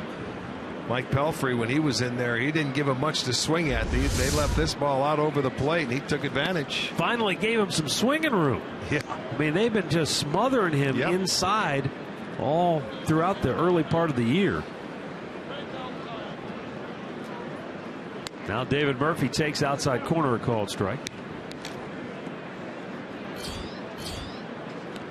Came off the bat at 97 miles an hour, and it might have picked up some speed as it sailed out of here. Well, it's nice to see staying on the baseball going the other way. And that's strong. You leave this ballpark, Oppo, you've done a good job. Just ask Joe Mauer. A 1-2. Just inside.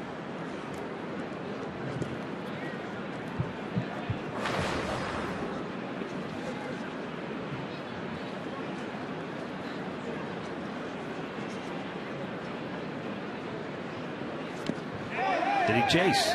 They appeal. Yes, he did, says Mark Carlson. And Murphy is out number 2 here in the 6th inning.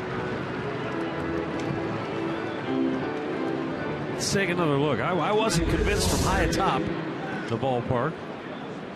I'm still not convinced. Yeah, but he jumped on it, didn't he? They said yes, he did. He checked. I don't think David thought he did. Outside corner, a strike is called on Lonnie Chisenhall. Lonnie 0 for 2. Fly to right field, front edge of the warning track, just in front of it.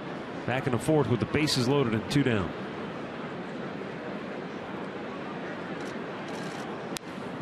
Foul back.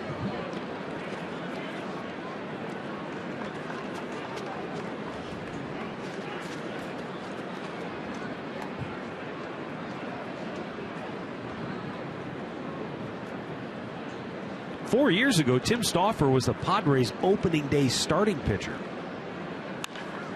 There's a line drive base hit into right field. Yeah, he threw Lonnie an off-speed pitch, and it was down, and he kept his hands back and did a nice job of hitting that ball to right field. It looked like a changeup to me. 78 miles an hour. There it was, and that was not a bad spot for the changeup, down and away. But Lonnie, as I said, kept his hands back and gets the base hit. Well, Roberto Perez, who scored the Indians' first run, bats with a runner at first, 2 down here in the 6th.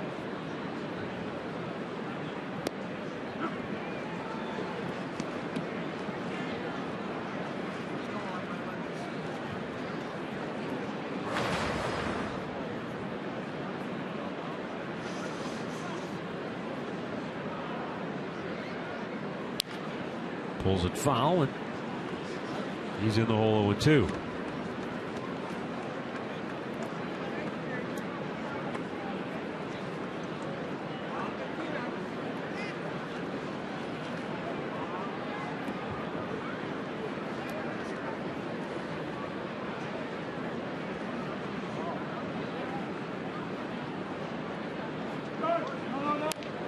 Perez, a little tapper right back to the mound.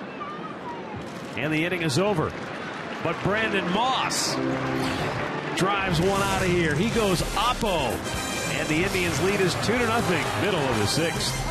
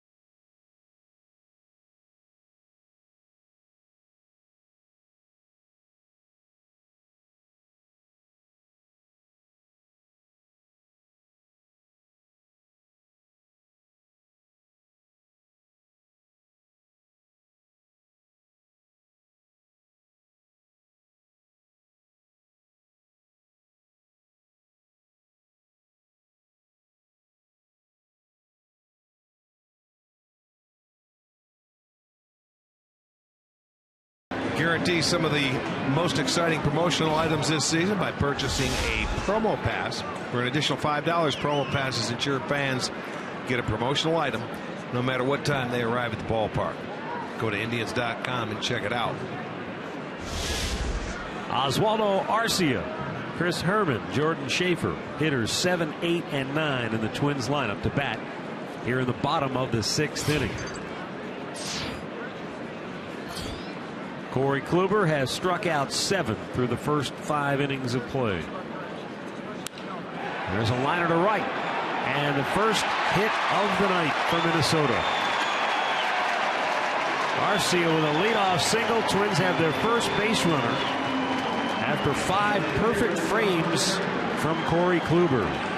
It looked like he might have kept his hands back and hit a changeup. Yeah, you can see how deep he's holding it in that grip. That ball up, and Arcia stayed back.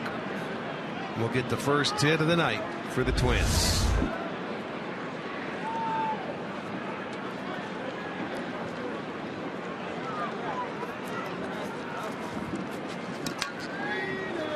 now Chris Herman, who hit a comebacker his only time up.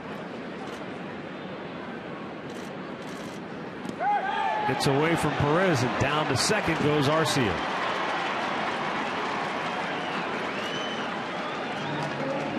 It's a wild pitch, I would think. Yeah.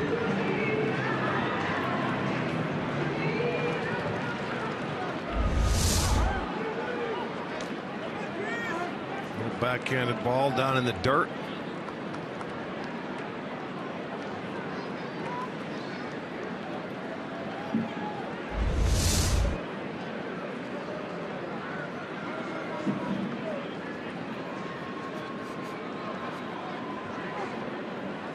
Swing and a miss. He really tied him up.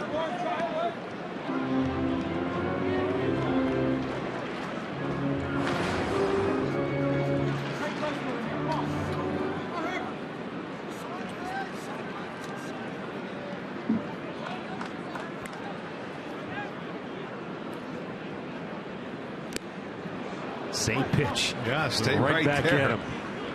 I saw the swing he had the pitch before, so I'm going to stay right there. Look at Perez sitting in there, that little cutter coming in.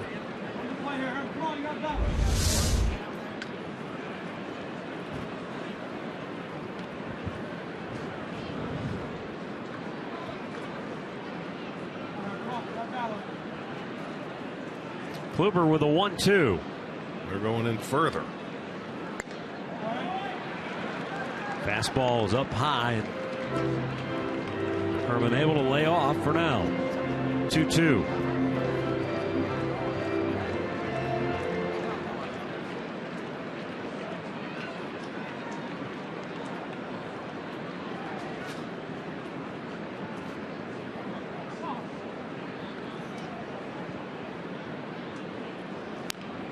Fouled off of his leg.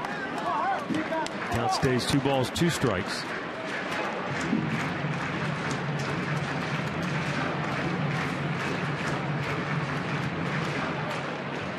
Corey Kluber truly had no-hit stuff tonight. But Arcia leads off the 6th with a single. And now working with a 2-0 lead. He has very little margin for error, even as well as he has pitched tonight.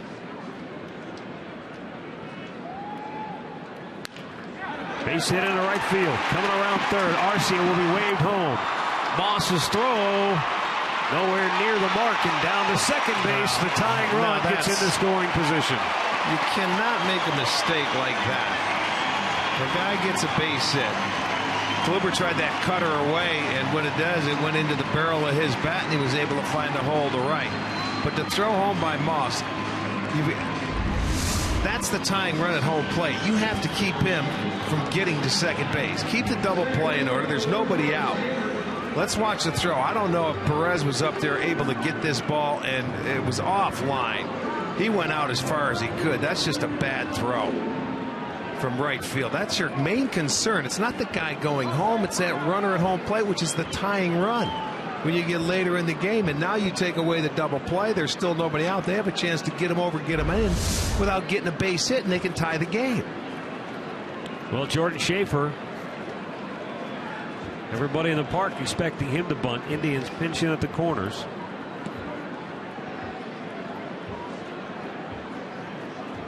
He squares, bunks it straight back and over the screen.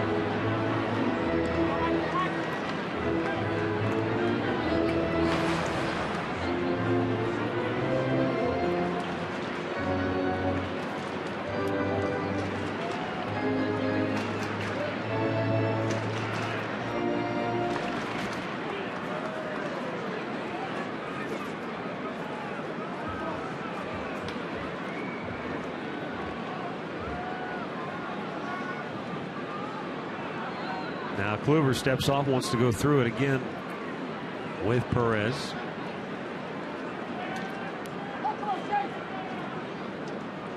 Minnesota held without a hit through the first 5. They get a leadoff single. Follow that up with another base hit. And on the throwing error, they get the tying run into scoring position. The 0-1.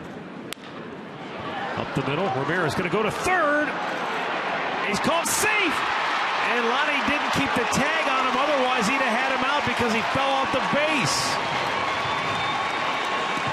And now the Twins have runners at first and third and nobody out. Yeah, it's a very aggressive play by Ramirez to go to third because the ball was up the middle, right over the bag. So to even go there, and Chisenhall was playing in for the bunt. So by the time he can't get back in time, his foot does get into the bag, but he comes off and Lonnie's not looking. So aggressive play. He's safe. Now that opens the inning up for the Twins.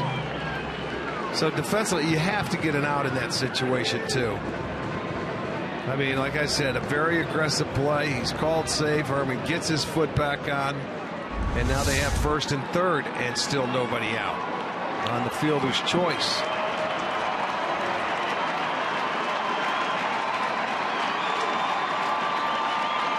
Well, this Friday night crowd for the first time has something to cheer about. Danny Santana steps to the plate 0 for 2 on the night.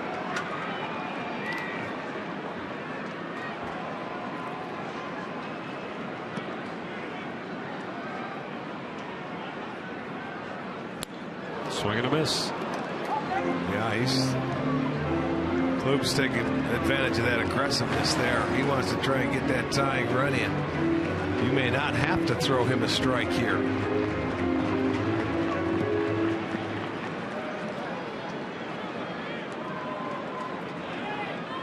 Yeah, he may have to take things into his own hands now. The defense is starting to fade on him in this inning.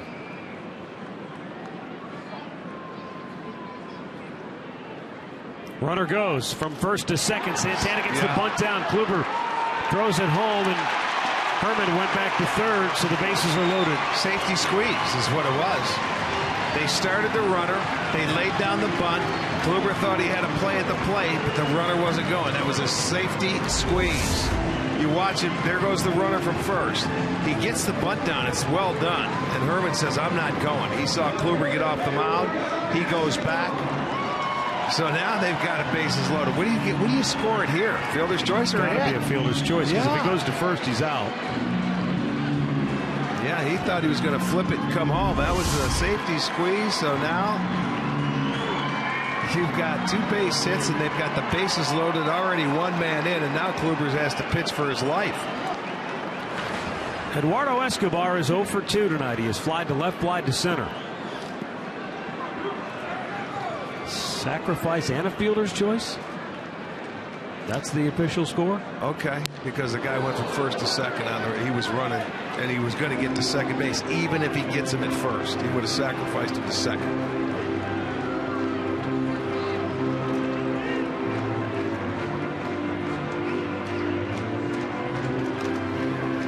A strange inning unfolding here in Minnesota. Truly is.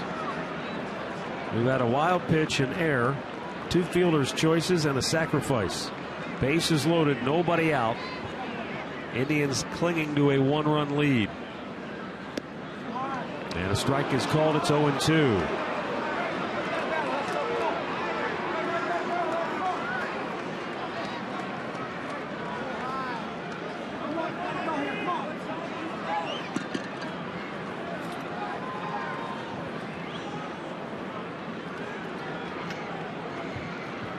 And Kluber had a perfect game through the first 5. And then this is really a weird inning.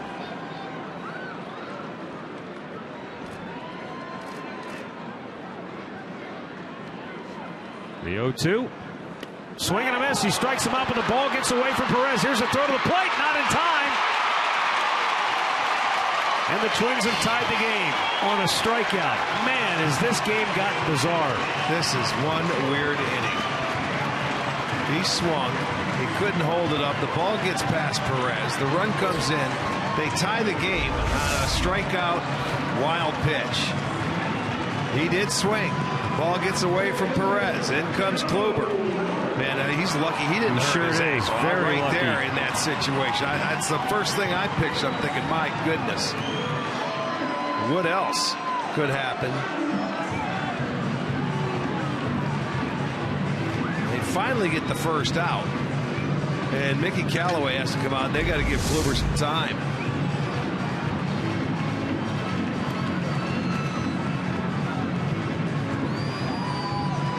So another wild pitch.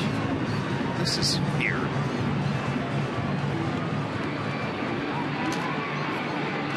So that's 2 hits, an error, 2 wild pitches, 2 fielders' choices, and a sacrifice.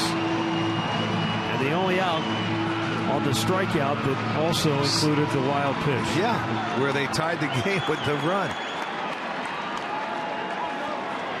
Now the Indians are going to walk Joe Mauer to load the bases.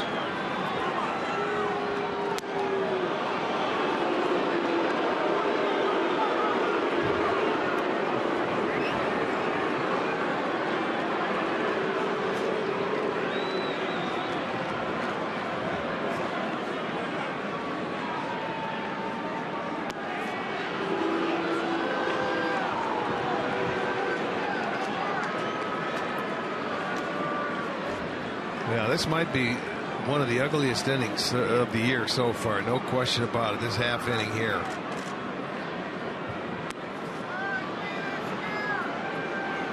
And they will, when it's all said and done, have the bases loaded again and just 1 out for their cleanup hitter, Brian Dozier. It'll be the first walk for Kluber, an intentional walk. Dozier's pretty much he hits the ball in the air, so see if Klubs can get ahead of him and go for the strikeout.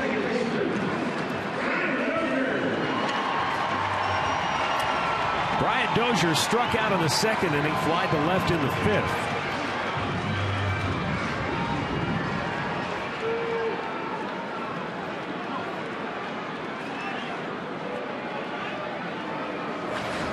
Infield double play depth.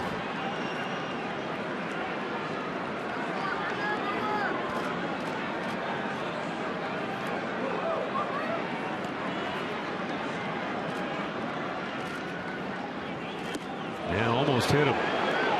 Very close, ball 1.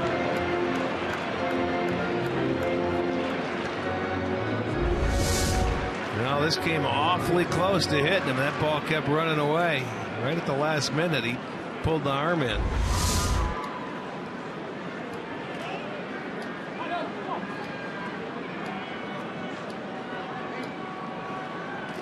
Swing and a miss. Dozier saw one sort of spinning up there, a little hanger. And he opened up that front hip and tried to hit it out of here and swung through it.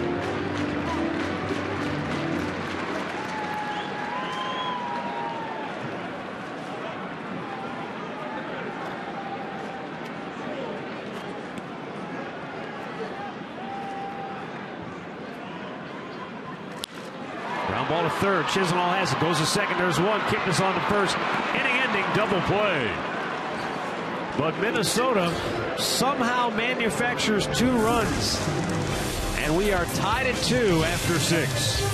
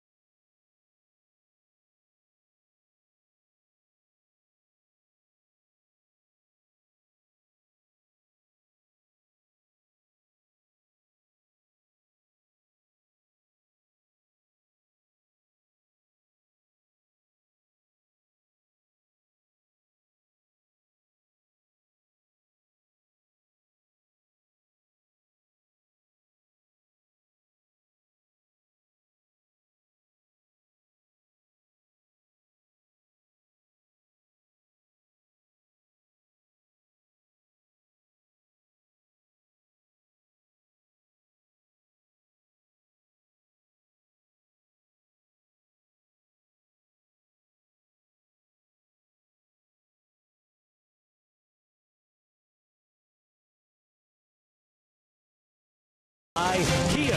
Visit mykiacleveland.com to learn more. By Levin Mattress, located in all Levin furniture and freestanding locations. And by AT&T Uverse, has more channels on the go than cable.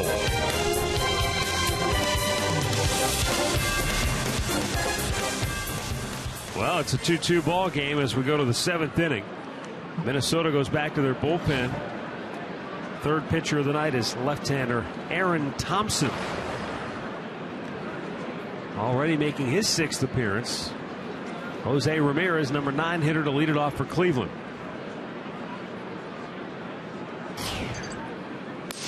And a breaking ball called a strike. Well, in his last at-bat, they executed a beautiful hit and run when he was on the left side of the plate. That led to the Indians' first run.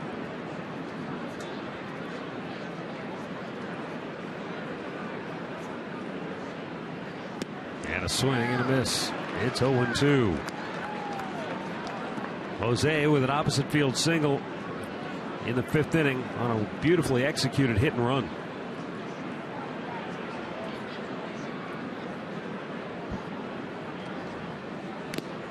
And a foul in and out of the glove of Herman, enables Ramirez to stay alive.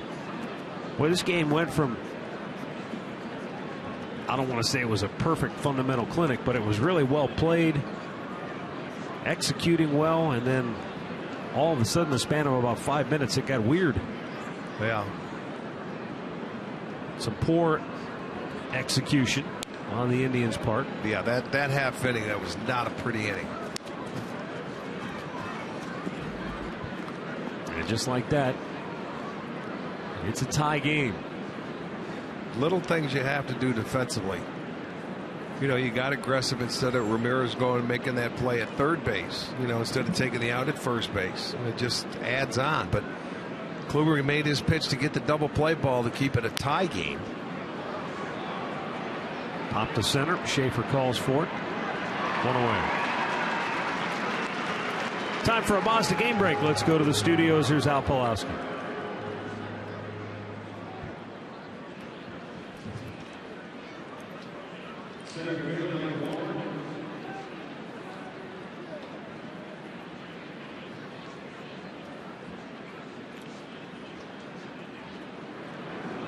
All right, thanks, Al. Same story in Boston. Red Sox Orioles 2-2 there in the 8th. 2-2 here in the 7th in Minnesota. Michael Bourne takes a called strike. Earlier today, Tigers beat the White Sox with a walk-off at home 2-1.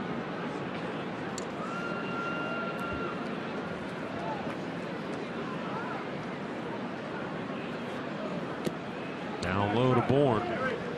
1-1.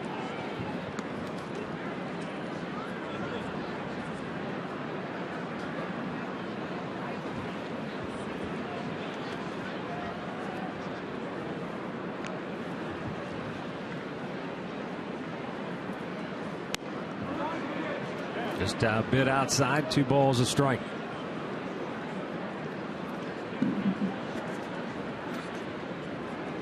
Aaron Thompson was originally a Florida Marlins first-round pick back in 2005.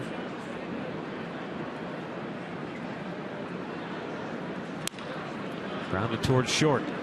Santana fires it over, and Bourne is out number 2.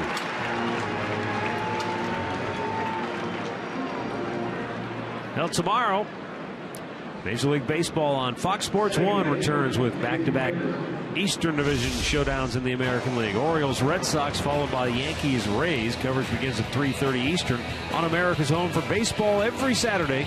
Fox Sports 1 and streaming live on Fox Sports Go.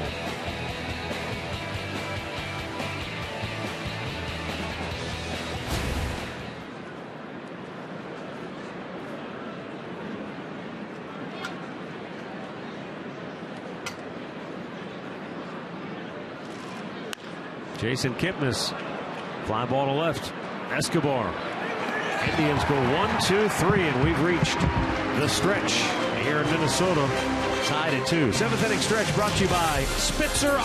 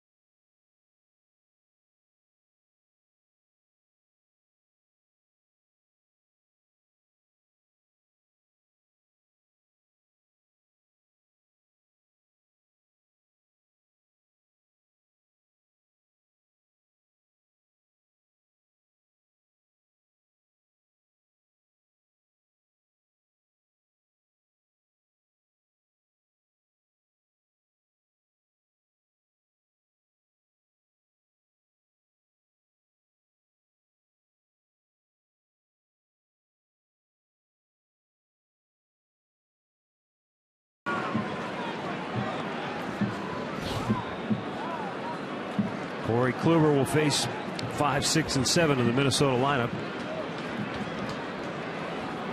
77 pitches on the night. Most of them expended in that bizarre 6th inning in which Minnesota scored their 2 runs to tie it after Kluber went 5 perfect innings.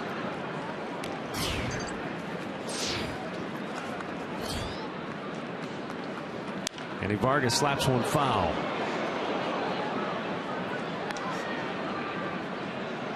Tried to shoot one that way last at bat.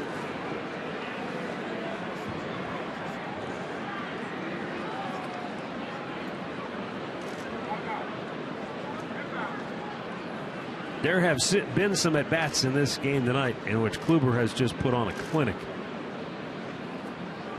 And that was one of them. He had Vargas on the 3-2 count and then eventually just locked him up with a breaking ball that froze him.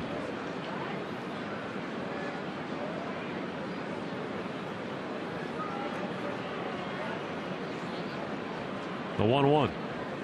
I think the 2 at-bats that he's had against Mauer have been gems as well. You don't see Mauer strike out very often. No, that's true. He usually finds a way to put it in play.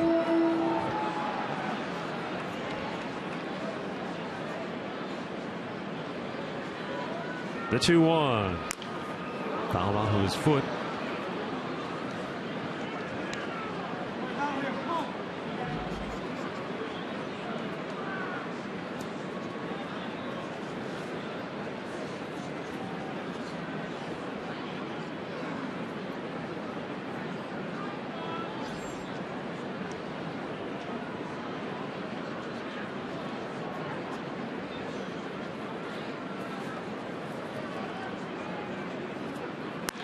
Line to center. Bourne breaking in. Reaches down. Does he make the catch? Yes, he does. Boy, he had to wait and pick that one up right off the ground. That's probably, as a center fielder, the toughest play to make is that line drive. That ball didn't get very high.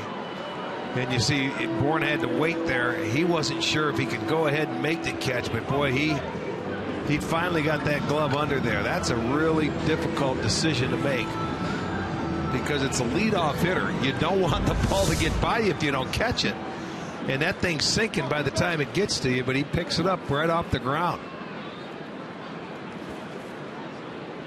Just another example of, here's a guy in Bourne who's played a long time, thinking he's seen every ball hit every which way, and even that one almost locked him up.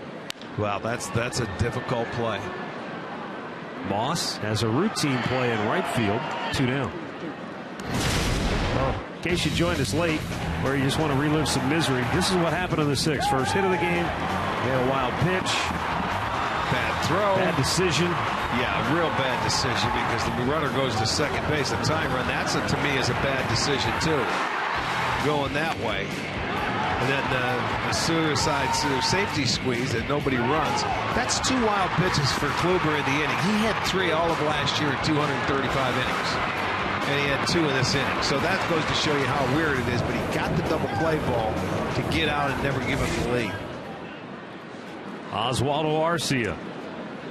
He had that first hit of the game for Minnesota. This time he'll fly to left. Kluber tidy here in the 7th. 1, 2, 3. Twins are retired. We'll go to the 8th. Tied at 2.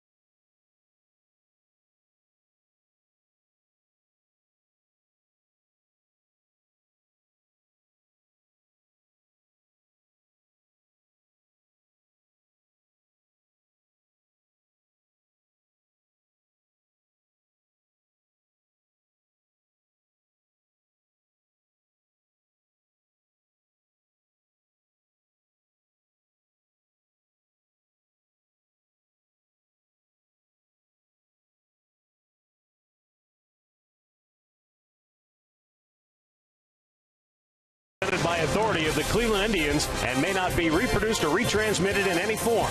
And the accounts and descriptions of this game may not be disseminated without the express written consent of the Cleveland Indians.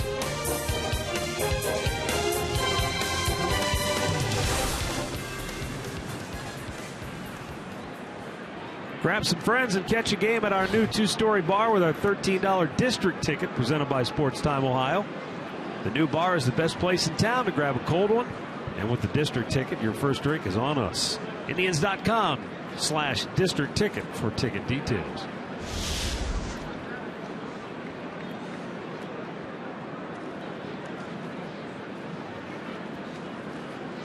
Michael Brantley is 1 for 3 on the night.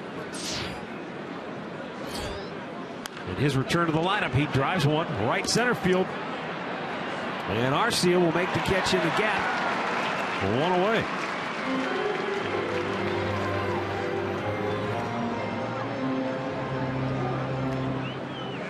Aaron Thompson has retired all 4 that he has faced.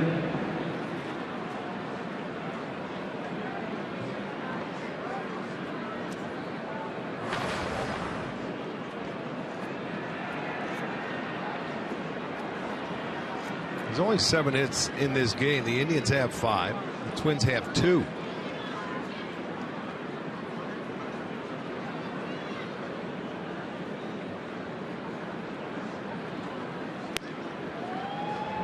Thompson's kind of an interesting story. I mentioned before he was drafted by the Marlins. First round, 22nd overall pick back in 05. Didn't make his major league debut until 6 years later. And that was a brief 4-game stint with the Pirates. Didn't pitch in the big leagues again until last year. And that was only 7 games with Minnesota. So his perseverance has paid off. Well, and if he's left-handed. If you can get some outs from the left-hand side of the plate, you can stay around a long time.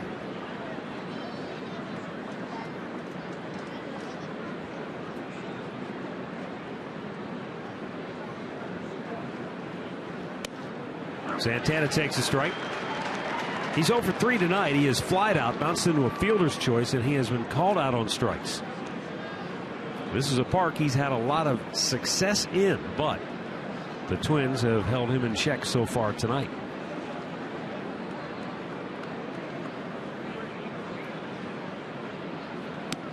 That's down low.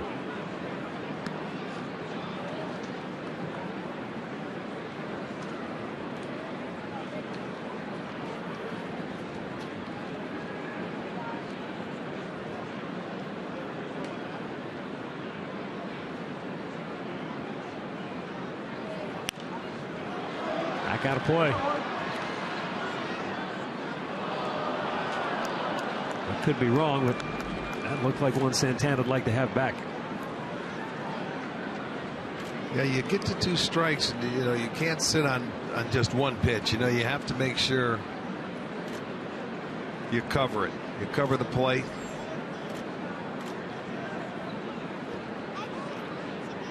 The 2-2. And a bouncer to short, big hop for Santana. He'll take his time. 2 away. Here's our Yellowwood bringing the lumber of the night. Brandon Moss back in the 6th. His first home run of the year. An oppo shot. At the time gave the Indians a 2-0 lead. Since then the Twins have come back to tie it.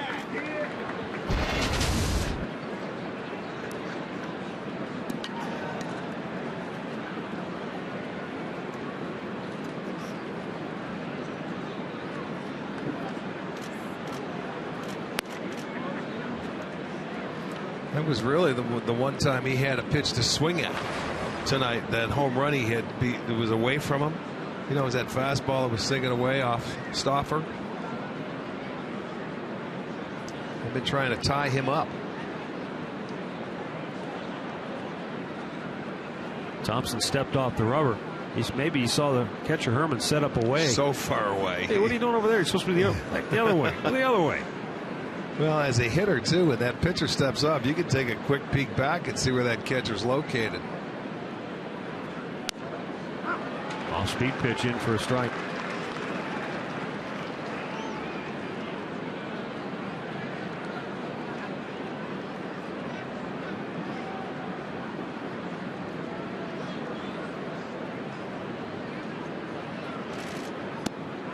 Low and away.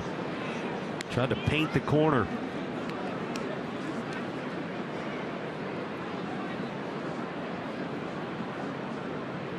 Two here in the 8th, and 2 down, bases empty for Moss. Off-speed pitch really pulled the string on him.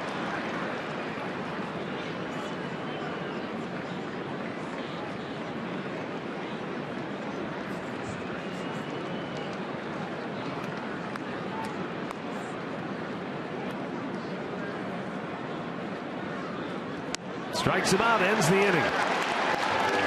Indians are retired in order, and that's 7 in a row set down by the Twins bullpen.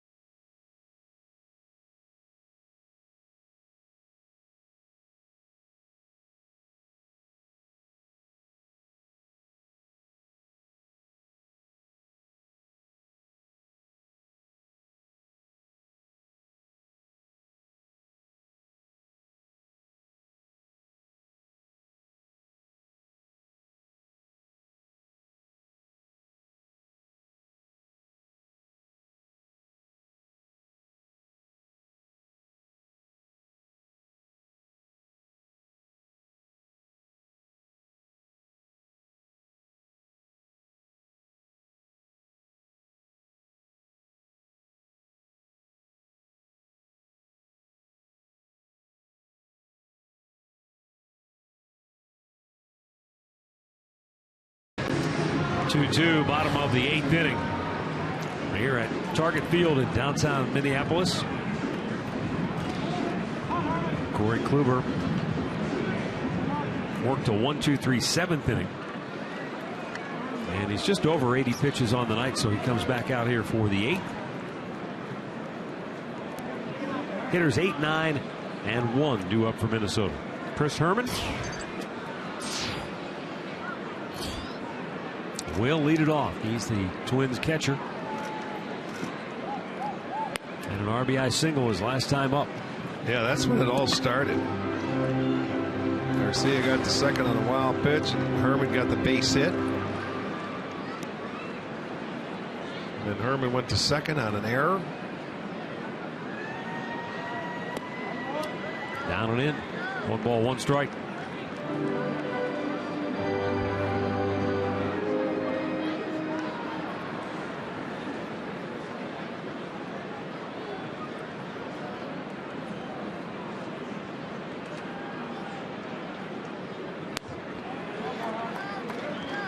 Falls behind here, 2-1.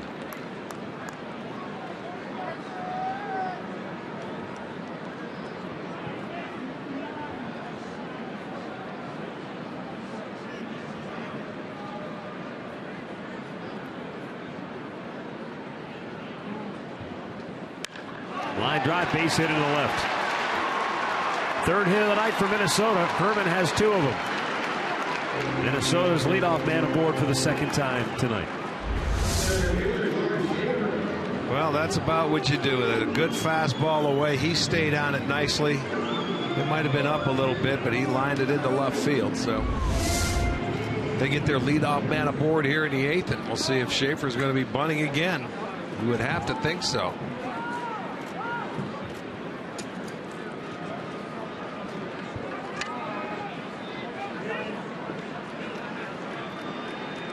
Chisenhall in on the grass at third.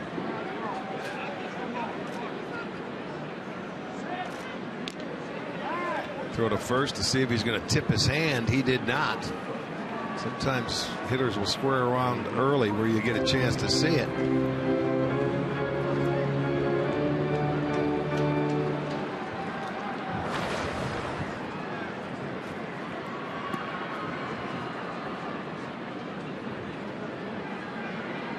He does square. Kluber will go to first. Or Kipnis covers. One down. Go ahead run into scoring position.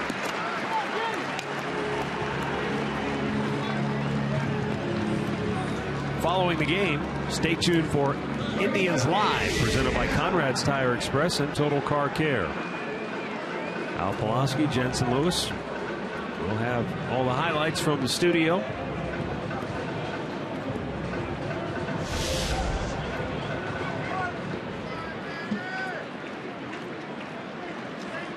Santana had an opportunity in his last at-bat to drive in the runs. Remember how aggressive he was early, and I'm sure Corey Kluber remembers it as well.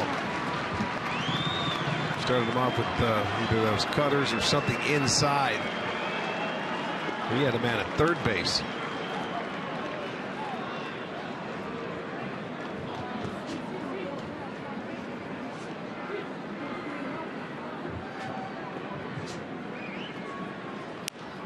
Pop back out of play.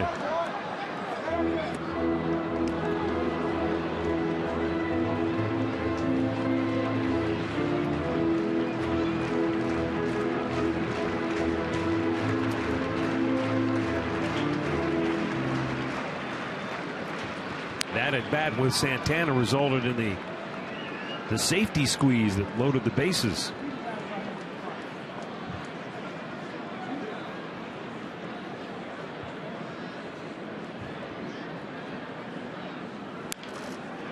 It's by Kluber.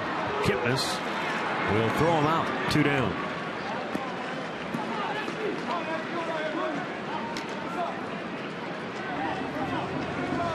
He just buried him inside with that cutter. He didn't get much of that one. Just a simple little ground down. Runner goes to third base, but he gets the second out. Eduardo Escobar 0 for 3 on the night. It was Escobar who struck out on a ball that was down and in, and that's the one that got by by Roberto Perez and enabled Minnesota to tie the game.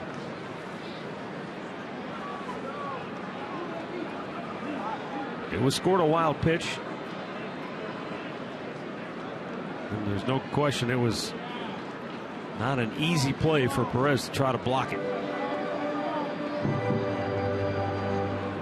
Well, 2 wild pitches in an inning. Kluber last year 3 for the whole year.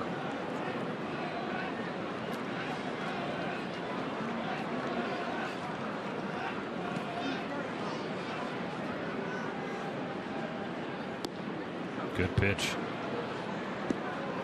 Over the outside corner.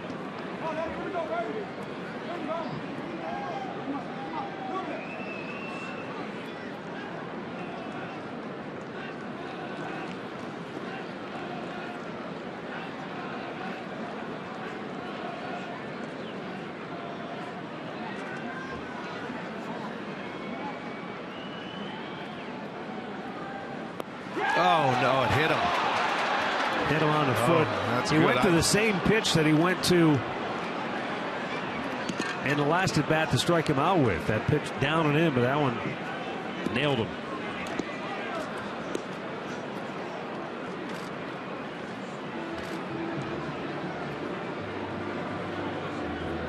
You know, I was looking at where Roberto Perez was setting up, and I was wondering right off the toe if he was going to, go down and in with it, or he was going to try to come and backdoor it. But Well, the last time he tried to backdoor that ball, breaking ball, Schaefer got a base hit to right, so you buried him inside. It looks like he's coming out. Paul Molitor.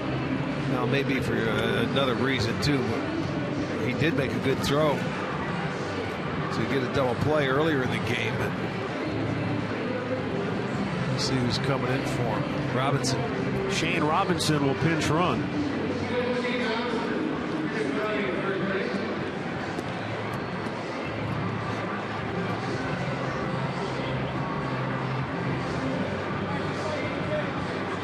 And Minnesota with 2 on and 2 out, and here comes Mickey Callaway.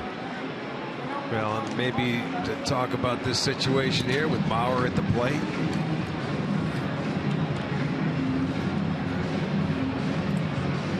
You got Mauer with Dozier behind him.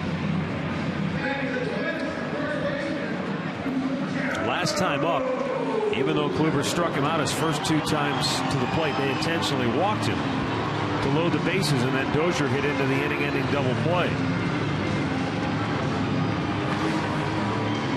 And it's one of those situations, Rick, he's such a good hitter that if you feel strongly about it, just because there's not a base open at first doesn't mean you couldn't walk him again. No, that's true. But you just got to be patient and make good pitches to him. He did strike him out the first 2 times, and then they went to the intentional walk. So he has made good pitches to him all night tonight, really.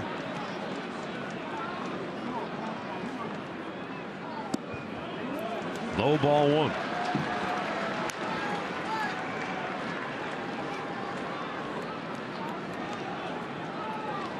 With 2 outs and a runner in scoring position, Joe Mauer is a career .333 hitter with more than 200 runs driven in.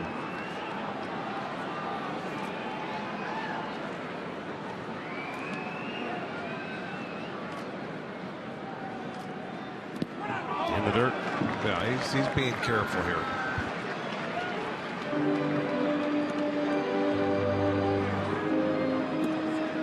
Boy, when you call that cutter or that breaking ball, you better be ready in the dirt to just smother it, and he does with the man on third base. He just dropped to his knee. You're not concerned about the guy on first base.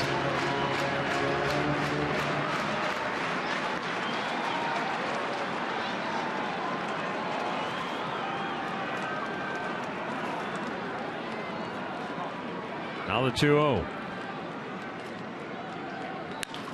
Ground ball towards Kipnis. Good job. He'll throw to first. And Kluber gets out of the inning. 8 complete from target field. And this game still deadlocked at 2.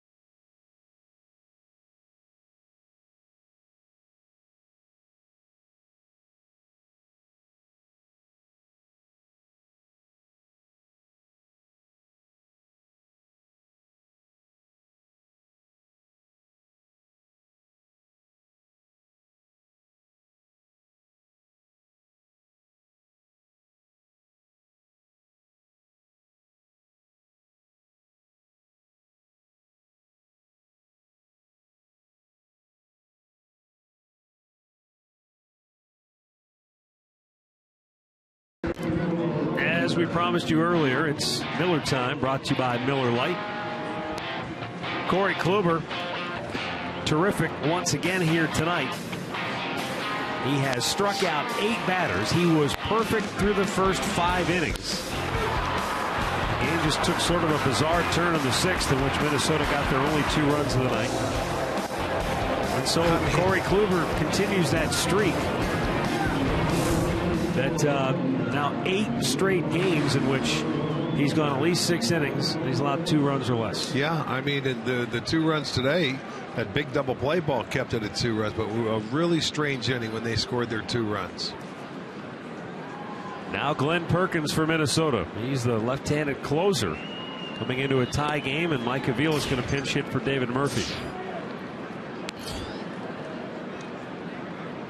New left fielder is Shane Robinson, who came out as a pinch runner for Escobar when he was hit by that pitch.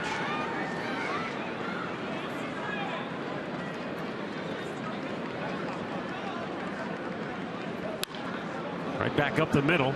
Big hop for Dozier. And he'll throw out Avila's one away.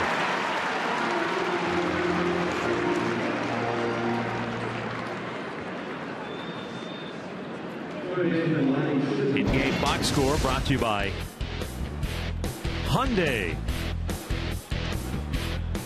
Indians 2 runs coming on a Roberto Perez leadoff single. He aggressively went to third on a hit and run with Jose Ramirez. He scored on a wild pitch. Brandon Moss with a solo homer in the 6th. There's Lonnie Chisenhall, 1 for 3 tonight. It's outside ball 1.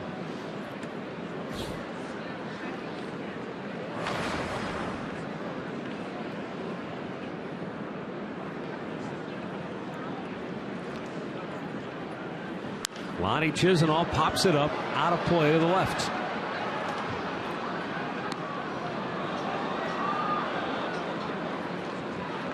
Chisenhall almost gave the Indians a big lead early in the 4th inning of this game. Bases loaded. There were 2 outs. And he hit a ball to right field that was just shy of the warning track. It was one of those balls where he just mishit it by the smallest of fractions. Otherwise, that would have been a grand slam and would have had the Indians sailing.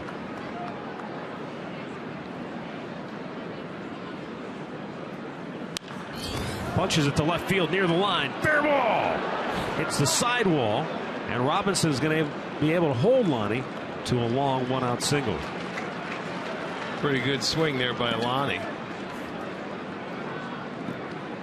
Against Perkins, a tough left-hander. He was able to keep the ball fair. He loves the ball down. Look at that swing. That ball, that was I don't even know if it was a strike.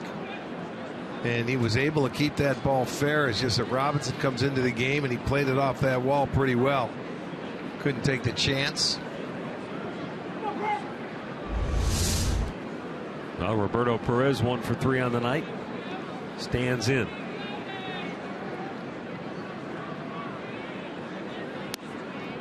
Downstairs, ball 1, a breaking ball.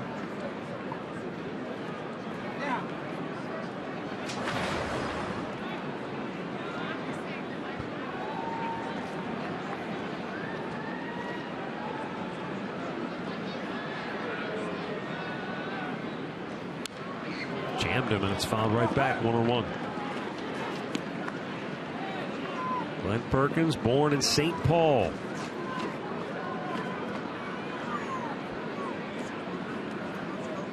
Former Gopher at the University of Minnesota.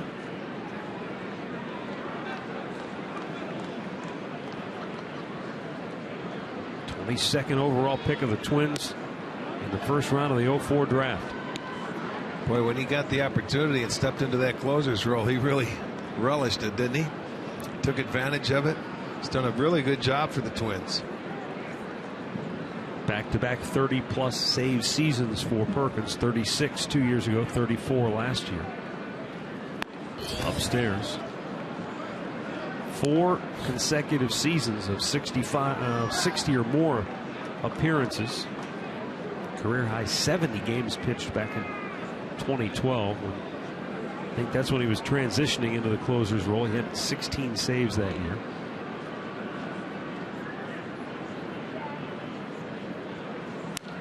Fouled right back. Good cut by Perez, but you can see him kind of shaking his head.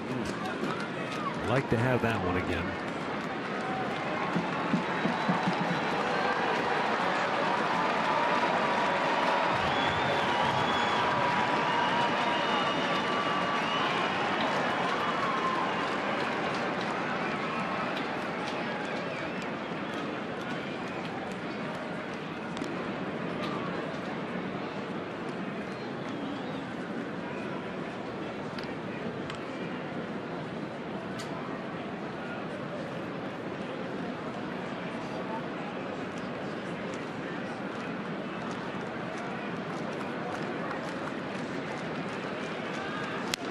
Struck him out. 2 down.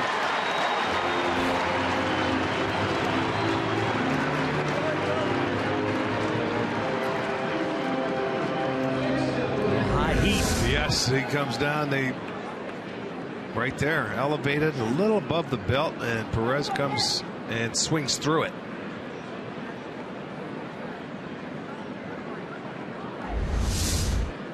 Jose Ramirez 1 for 3 tonight. And he comes up with a big hack, but empty.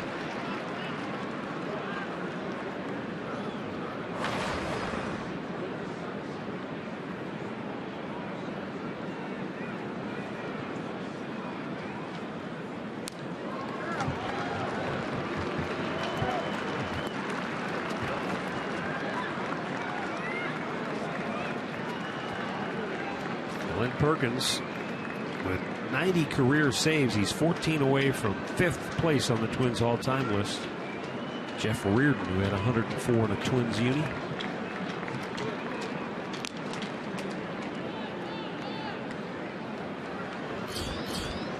Cody Allen from the right side, and also Zach McAllister warming for Cleveland.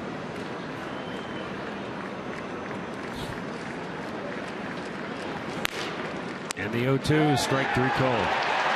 Indians manage a hit, but that is all, and we'll go to the bottom of the 9th, tied at 2.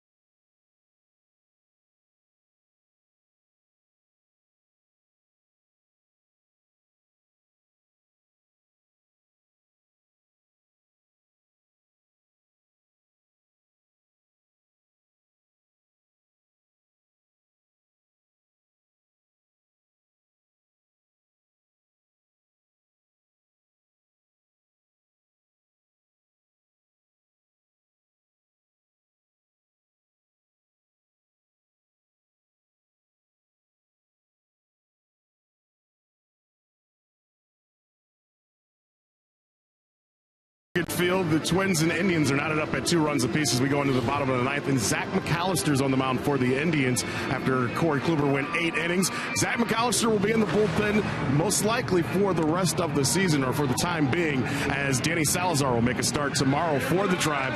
Terry Francona told him guys before the game, he says, look, I think you can be a starter in the majors, but we need you right now in our bullpen. So we'll see how this goes for Zach McAllister. Well, and it's a big appearance for McAllister. I mean, his first time out of the bullpen, and here you go, 9th inning tie game. He's got to make the shift mentality-wise, Rick, but probably an easier shift to go from starter to bullpen than other way around. Oh, yeah. Early in a year like this. Yeah, because you had a feel for all your pitches and things like that. If Vila stays in the game, he goes into left field. But, you know, McAllister, last time he pitched, he came in when Carrasco got hit in the face after the second hitter in Cleveland and pitched.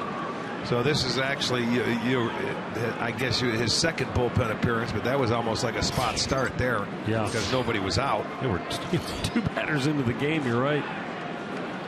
Well, Brian Dozier going to lead off for Minnesota. He's 0 for 3 on the night. And what the Indians really feel will enable McAllister to have some success in this role is he can just let it out. And he's got a good fastball.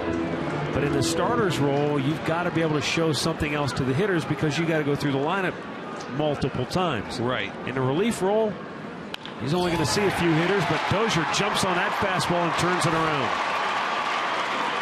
And Minnesota has their leadoff man aboard. Well, you've got a high fastball pitcher that right there is a good fastball hitter that's up.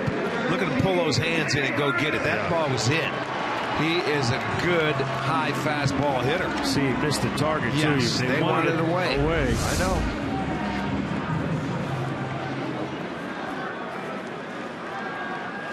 Kenny Vargas is 0 for 3 tonight. He is grounded out, struck out, and flied to center.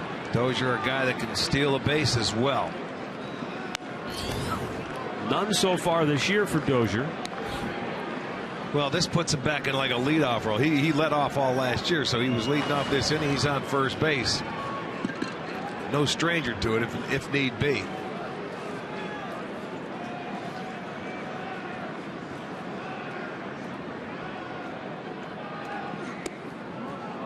Outside with it, 1-1.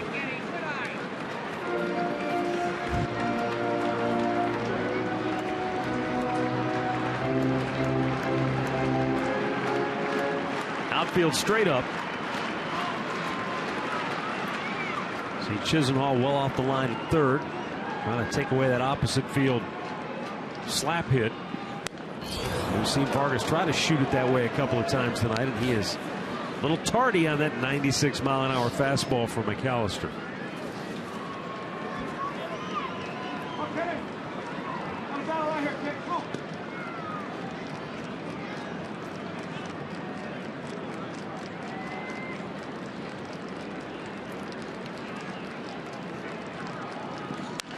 Now play down the left side.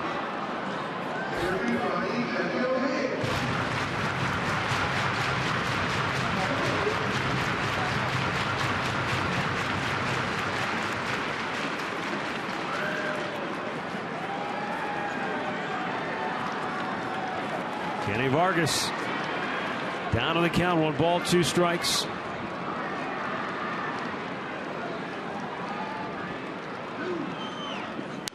And a foul right back.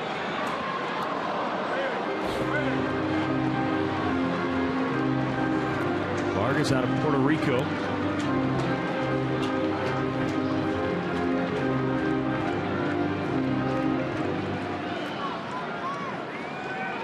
Signed by the Twins back in 2009 as an undrafted free agent.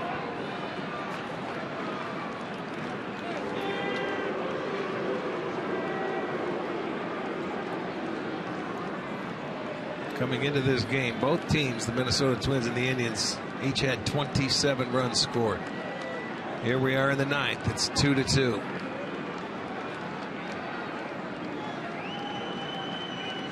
McAllister taking too much time, and Vargas steps away.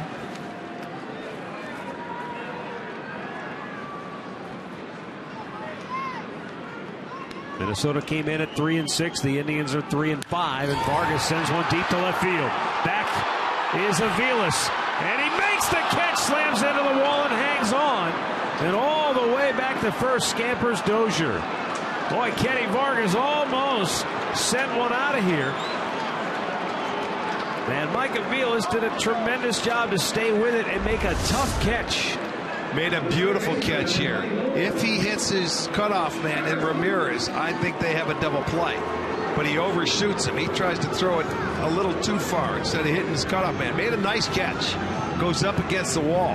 That gets over his head. It's at least second and third. See McAllister let out a big sigh of relief.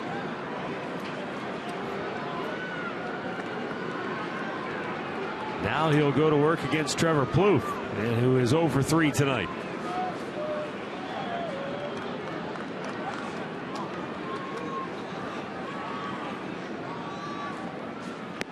And that's on target for a first pitch strike.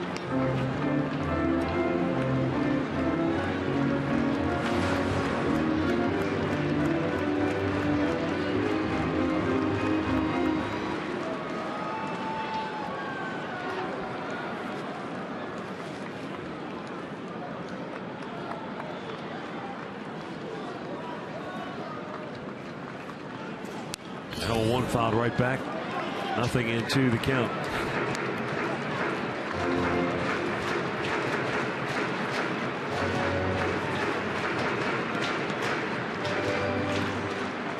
Plouffe is another first-round pick of the Twins back in 04.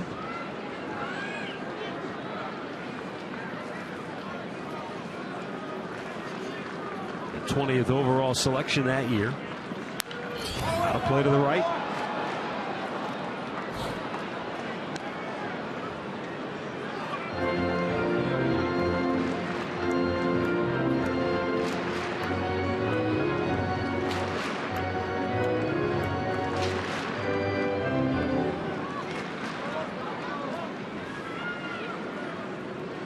Winning run at first in the form of Brian Dozier with one out here in the bottom of the ninth. Plouffe takes its low, 1 ball and 2 strikes.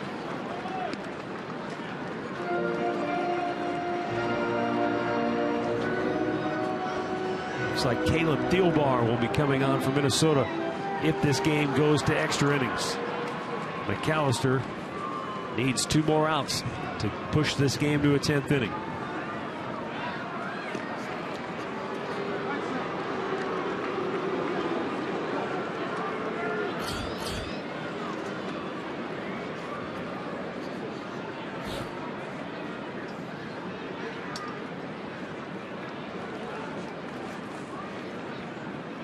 Runner goes.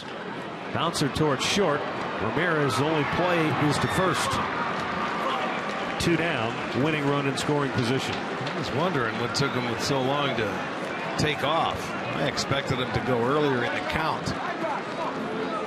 Well, let's look back at our keys to the game, brought to you by Wayside Furniture. Early offense.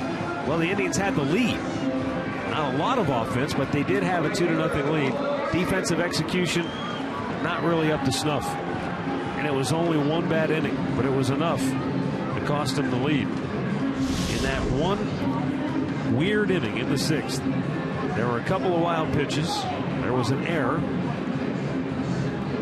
And just some strange plays. Missed a cutoff man, a chance to get a runner at third, but just safety squeeze weird. Where, you know, they went home and the guy went back to third. It was definitely a weird inning. Well, you've got a left-hander up, and Callaway goes out to talk to McAllister. You got a left-hander on deck. Oswaldo Arcia is 1 for 3. Chris Herman, the on-deck man, is 2 for 3. Arcia has more power. He's the guy you worry about from that aspect compared to Herman. Yeah, you give him a little swinging room, he could do some damage. And McAllister reaches back for a little something extra, and that one blowing by him at 97 miles an hour. Yeah, but watch the location. Well, off the plate. Off the plate, so he got him to swing at his pitch.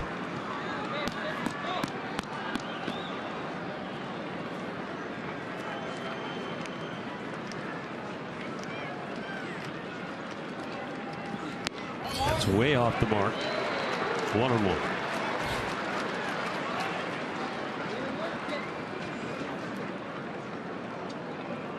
Twelve out of 15 pitches for McAllister have been strikes. But Minnesota has the winning run at second base with 2 out here in the bottom of the 9th inning. And now the 1-1. Yeah, they're just going to stay out there, and if he doesn't want to swing, he's just maybe overthrowing these other 2 pitches. That first one was a good located pitch that was close enough. He got Arcia to swing at. The last 2 pitches, they weren't close enough. You know, he just takes them. He's in the driver's seat. So what are they just going to walk him here? Yeah, well, yeah, that's what they're going to do. They're just going to intentionally walk him now. I think the plan was if he wanted to swing, go ahead and let him get himself out. Chris Herman is 0 for 11 in his career against McAllister. Well, he had a couple of good at-bats against Kluber. He had 2 of the 3 hits given up by Corey.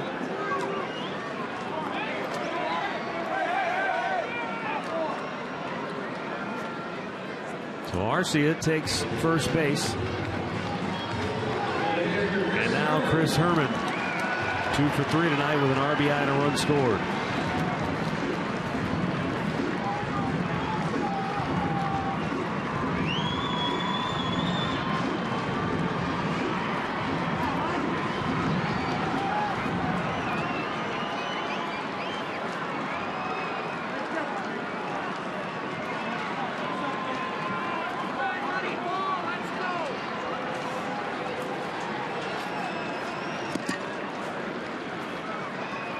Infielder, you got to knock everything down.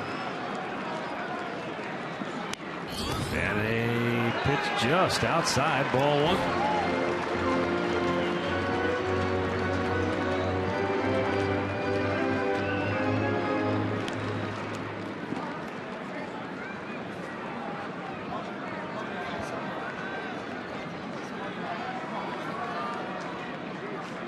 The 1-0 out of play. 2 runs on 6 hits for Cleveland. 2 runs on 4 hits for Minnesota.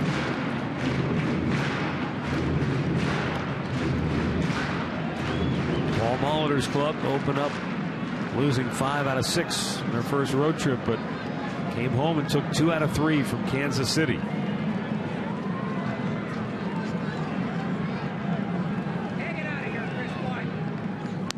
Upstairs, 2 balls and a strike. They did not have a base runner in this game through the first 5 innings. And Corey Kluber had struck out 7 before the strange events of the 6th inning unfolded. Minnesota able to tie the game. Now a chance to win it here in the bottom of the 9th.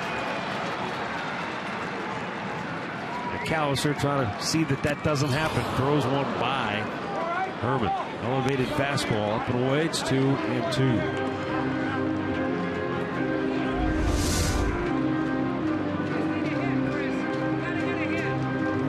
Fastball up above the belt.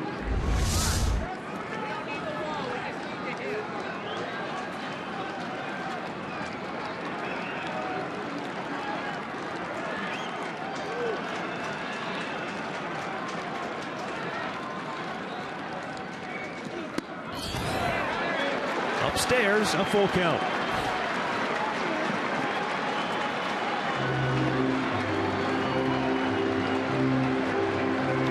Well, with the runners moving, should Herman get one through to the outfield, this game will very likely be over.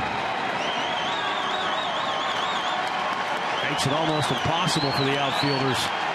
Once the runners get that head start. No doubt.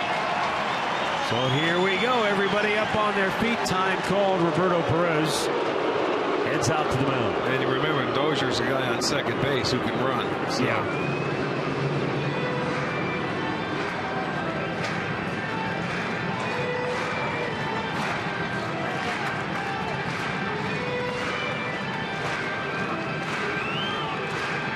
Well, Jay Giles. Yeah. Let's see if Zach can send it into extra innings right here. Here's the payoff. Swinging a little tapper right out in front of the plate. And we've got extra innings in Minnesota. 2-2 through 9.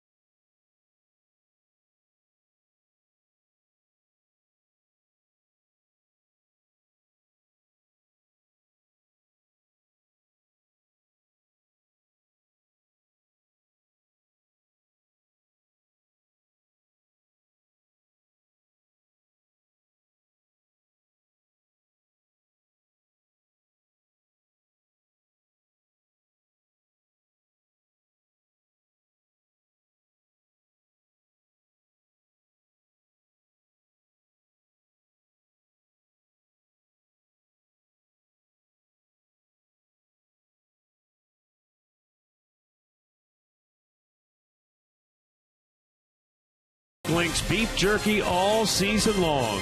Jack Link's, feed your wild side.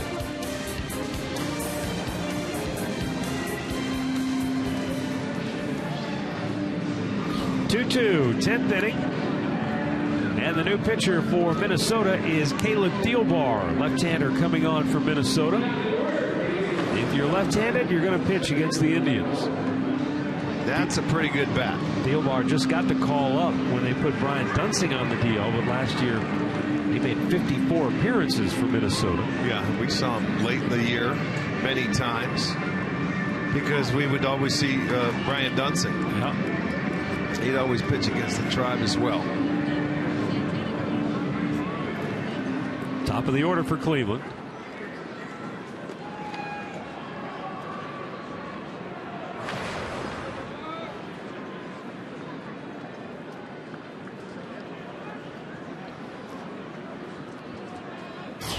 Bourne trying to bunt his way aboard. Herman done a nice job to get out and jump on it, throw him out, one away. Just not quite far enough. As Herman made a nice running play, kept his momentum going. He called off the pitcher right there. Might have made it a little tougher for him if it was a little closer to the line, but Michael trying to take it with him. Jason Kipnis 0 for 3 with a walk.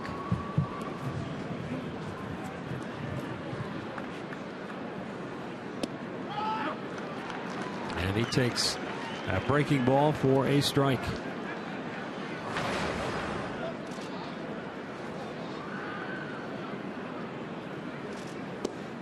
Low and away.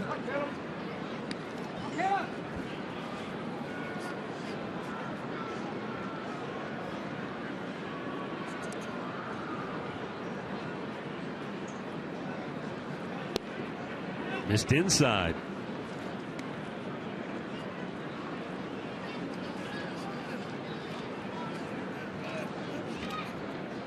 First extra inning game for both of these clubs this year.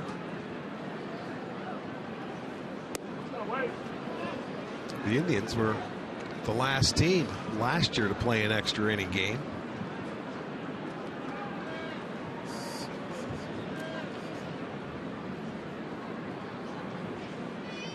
The 3-1.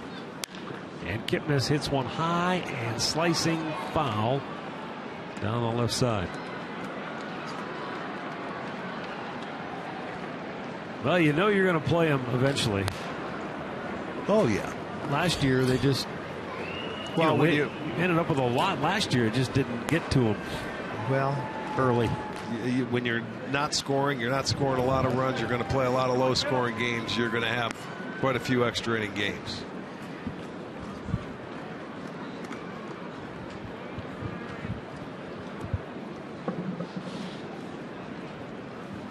Right now, at the start of this year, these two teams, both of them, are struggling to score runs. Although the Twins are coming off a 14-hit performance yesterday where they scored 8. 2 down here in the 10th. Here comes a fastball that locks Kipnis up down on the knees, right on the outside part of the plate. Pretty good pitch for Thielbar.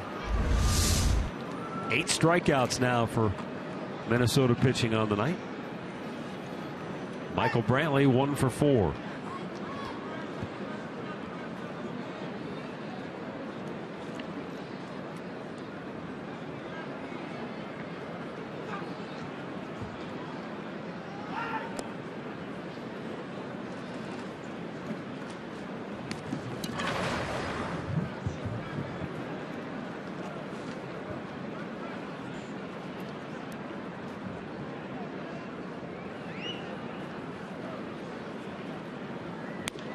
There's a fastball in for a strike.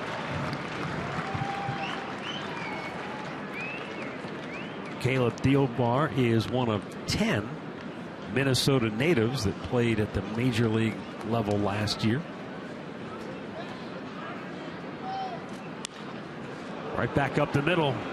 Michael Brantley has his second hit of the game, and the Indians have a 2-out base runner.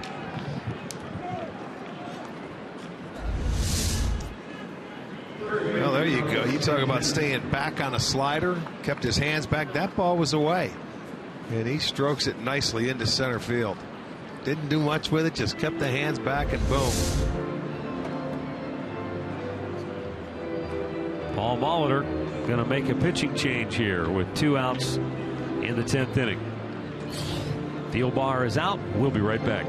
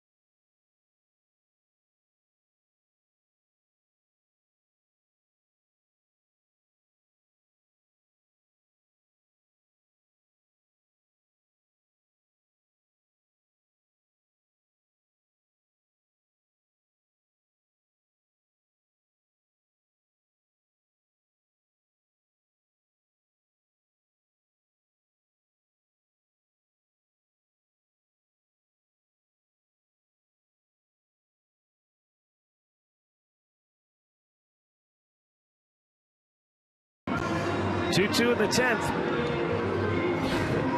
Indians have a go-ahead run at first with 2 down, and the batter will be Carlos Santana. And Paul Molitor wanted to turn Carlos Santana around to the left side, so he goes to Blaine Boyer, right-hander. Boyer's been around. He made his debut in the big leagues with Atlanta back in '05. He's also pitched with the Cardinals, Diamondbacks, and Padres at the big league level. He's also spent time over in Japan. Okay, all National League then, huh?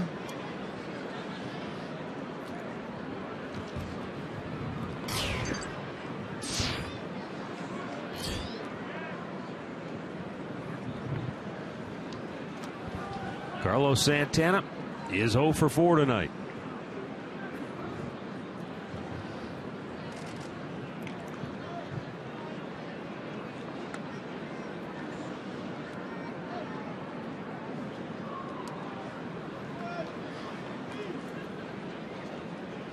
Boyer, 33 years old.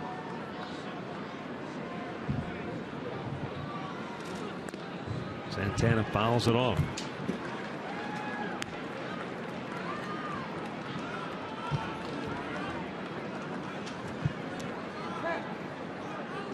They're gradually moving over on that infield. Now Plouffe is playing at the shortstop position.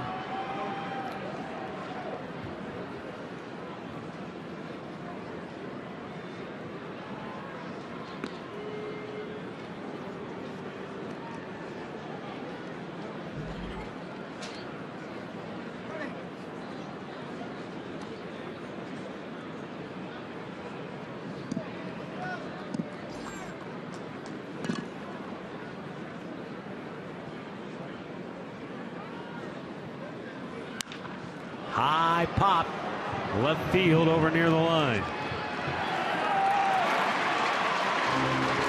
We'll go to the bottom of the 10th. Still tied at 2.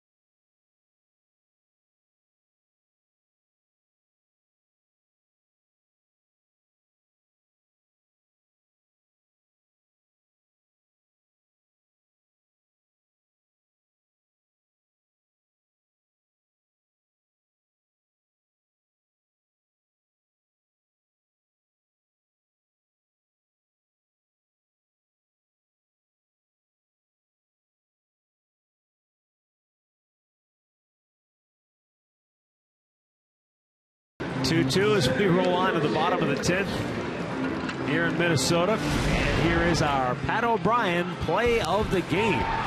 Mike Avila saves it for the Indians with a terrific running catch, smacking into the outfield wall. Otherwise, this game very likely would have been over. That's our Pat O'Brien play of the game. And now here in the bottom of the 10th inning, Zach McAllister will stay on for a second inning of relief work. And it's Jordan Schaefer to lead it off for Minnesota.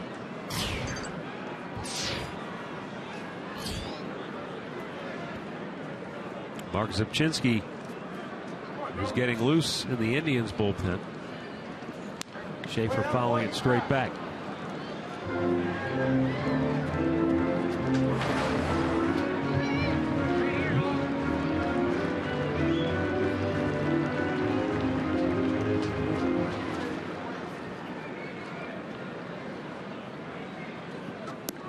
A little bit low.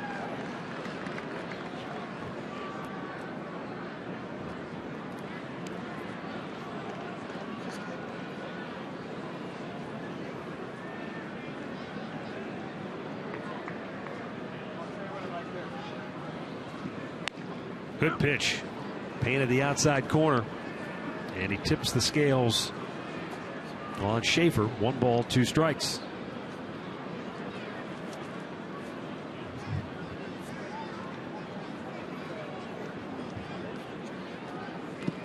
Down in the dirt.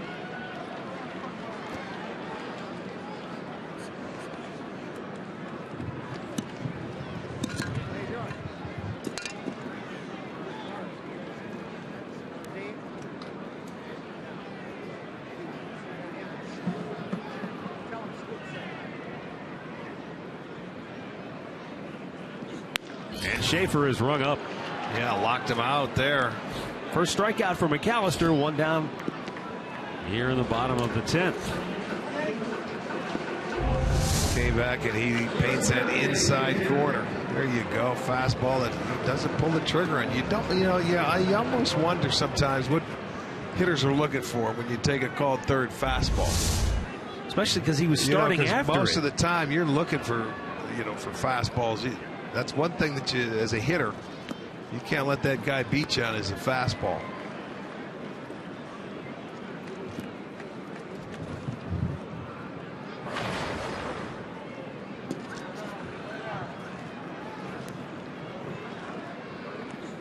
Swing and a foul into the glove of Perez by Danny Santana, who's 0 for 4 tonight.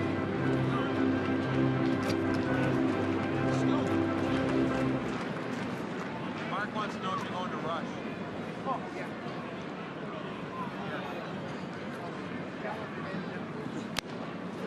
And again, Santana looking a little tardy on that fastball.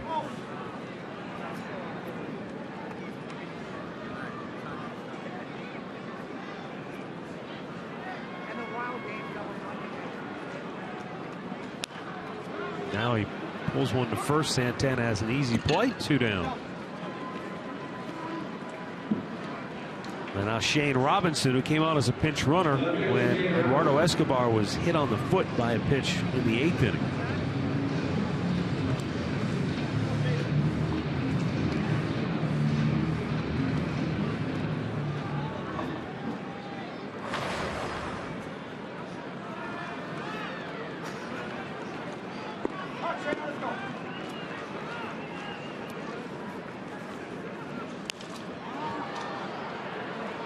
Down the right side, but that's going to find the seats.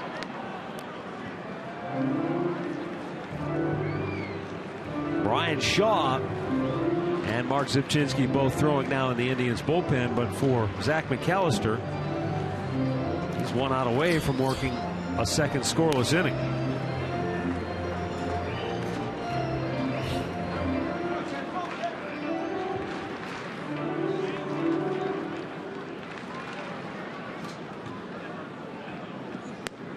Bullseye outside corner.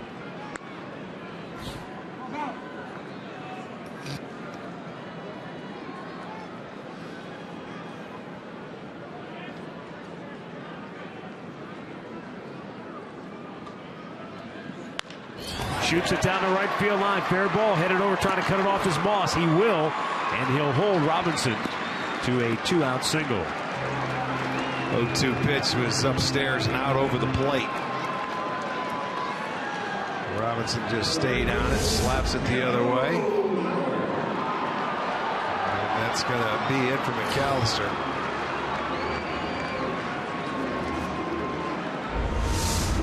Bring the left hand around to face Joe Mauer. That would be his only hitter. So an 0-2, 2-out base hit. McAllister went an inning in 2/3.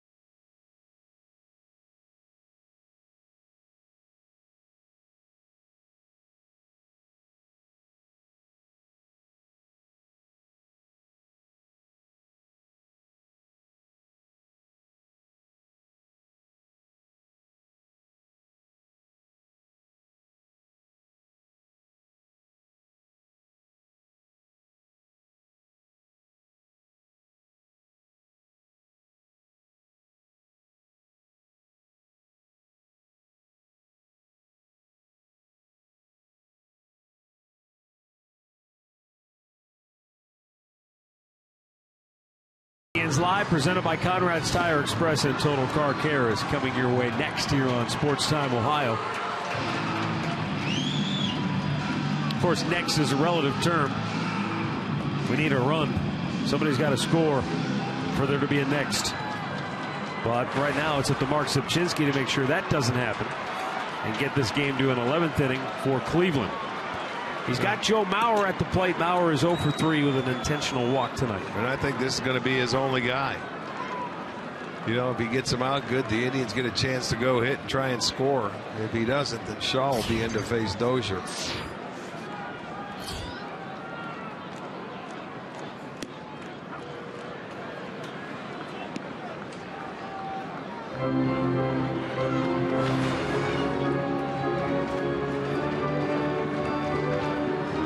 Sipchinski's a guy who knows his role very well. Last year, 23 times he came into a game to face one batter. Nobody did it more in baseball. Runner goes. Pitch is low. Throw down. Not in time. It goes off the glove of Ramirez, and Dozier will go to third. Excuse me, Robinson will go to third. So Shane Robinson gets the stolen base, and on the error, he goes to third. I'm just not sure, Rick, if the error is on Perez or if it's on Ramirez. Well, let's take a look and see. He had a very good jump. There's the throw. And it's sailing and sailing. I think it's catchable, but Ramirez wanted to try and catch it and tag him. You just have to catch the ball first. We'll wait and see who they give it to. They charged Roberto Perez with the error. Okay. But I agree with you. It was a very catchable ball. Yes, it was. Now Mauer only needs to. He's going to be intentionally walked, so he won't even have a chance. Okay. And then I'm sure Tito's going to go back out and get Brian Shaw.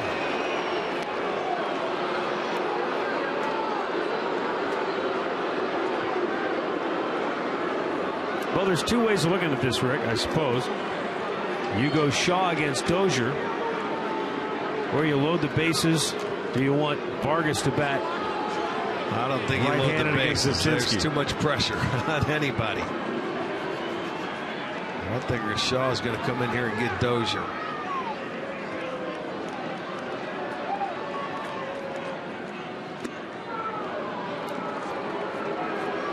Here comes Terry Francona to make the move. And he will go to Brian Shaw. So Zipchinski doesn't really get a chance to finish the at-bat with Joe Mauer because of the stolen base and the errant throw. Runner at third for Minnesota, first and third actually, with 2 down in the 10th.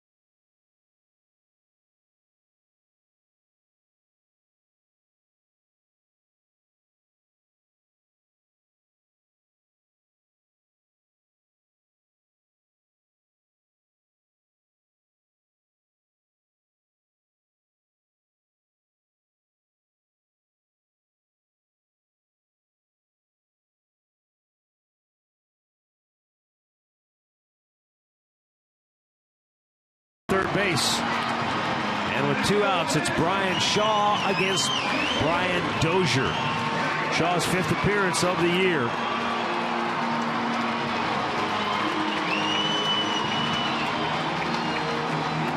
The winning run is Shane Robinson at third. Brian Dozier is 1 for 4 on the night. His base hit came in his last at-bat.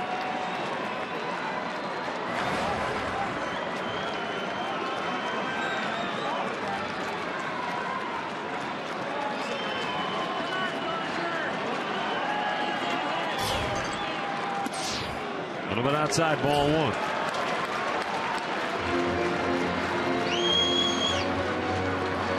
Oh for 8 with a strikeout against Indians right-hander Brian Shaw.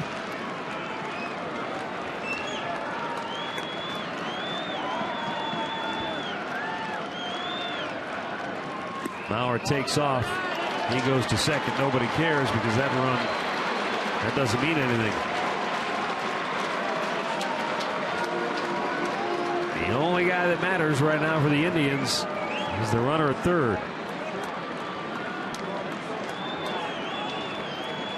Shaw's behind 2-0. Now 3 balls, no strikes. And he's going to end up facing Vargas anyway. Or so it would appear.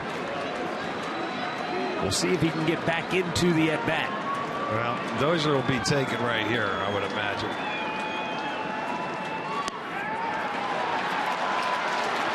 Walks him on 4 pitches, and the bases are loaded.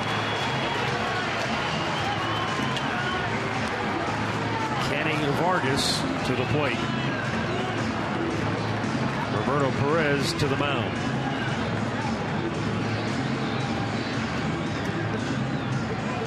Mickey Callaway knows that Shaw's in a situation now where he has got to throw strikes. Well, even if I'm this hitter, you got to figure I got to take a strike here. He's throwing 4 pitches and hasn't found the strike zone. You can't come up here, I wouldn't think, as a hitter and swing the bat on the first pitch. No matter how bad you want to. You've got to make that pitcher get in the strike zone. Vargas nearly won this game in the bottom of the 9th with a drive to deep left field. Yes, he did.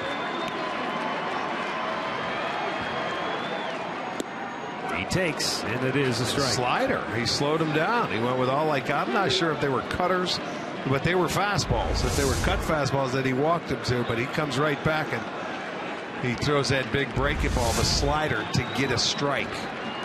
That helped.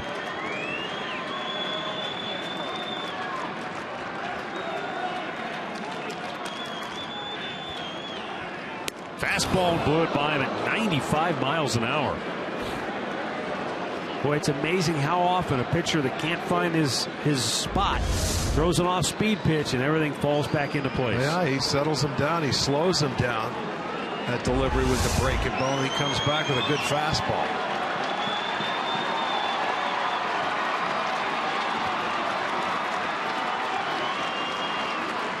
And now Shaw with the 0-2. Swing and a miss. He blew it right by him. 3 pitches, and Shaw gets out of a bases-loaded jam in the 10th.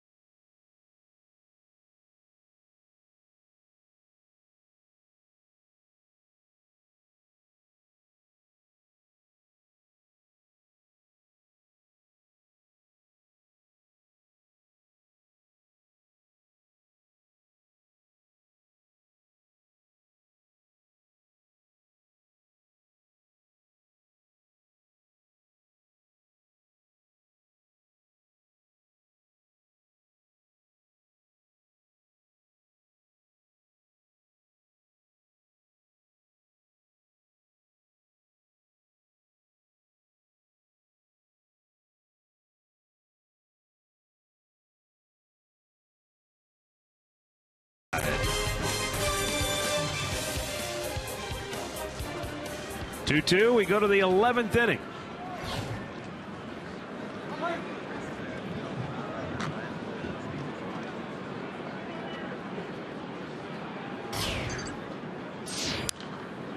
First ball swinging. Brandon Moss fouls it back out of play.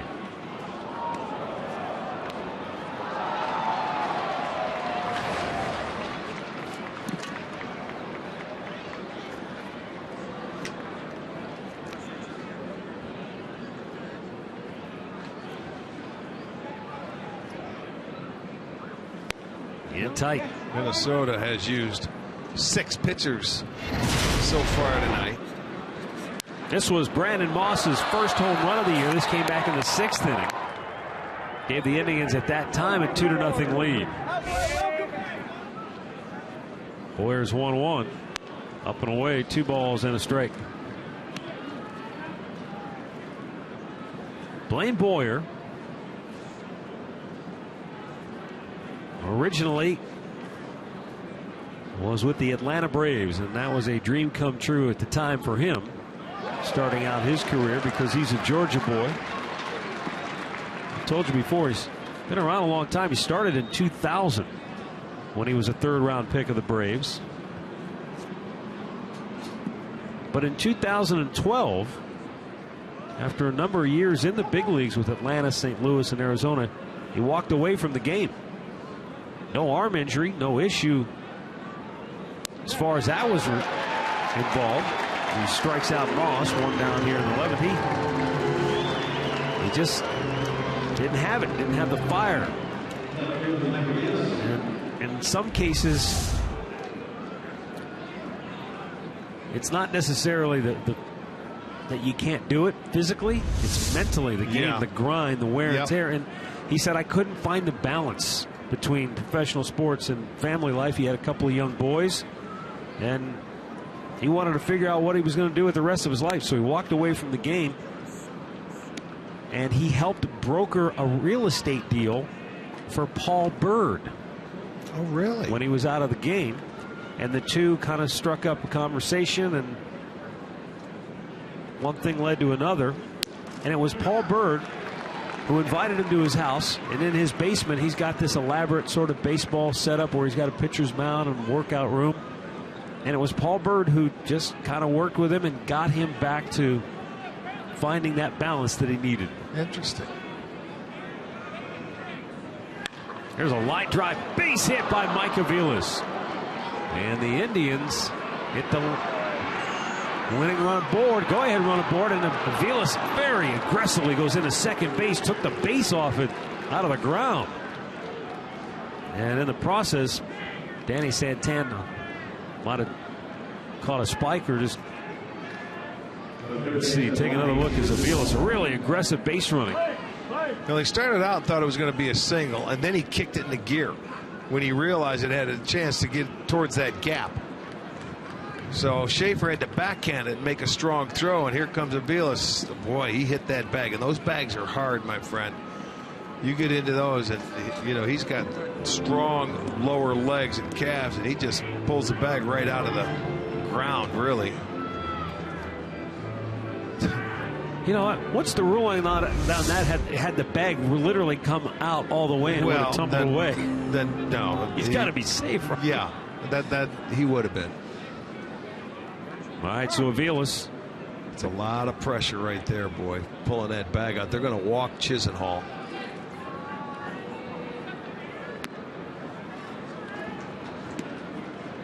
Lonnie will get the free pass.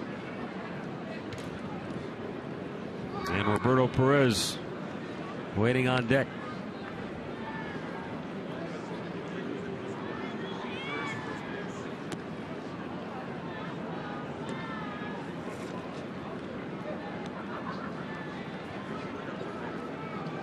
Now Paul Molitor talking things over in his dugout. You got the righty-righty matchup here with Roberto Perez, switch hitting Jose Ramirez on deck. One out here in the 11th inning.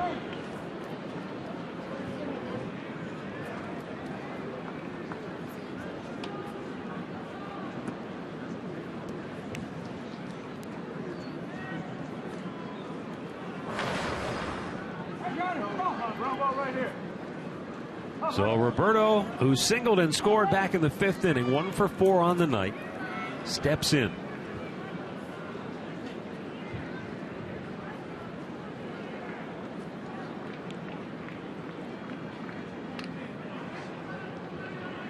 He takes a long look at Aviles and deals, and Perez takes a little bit high, ball 1.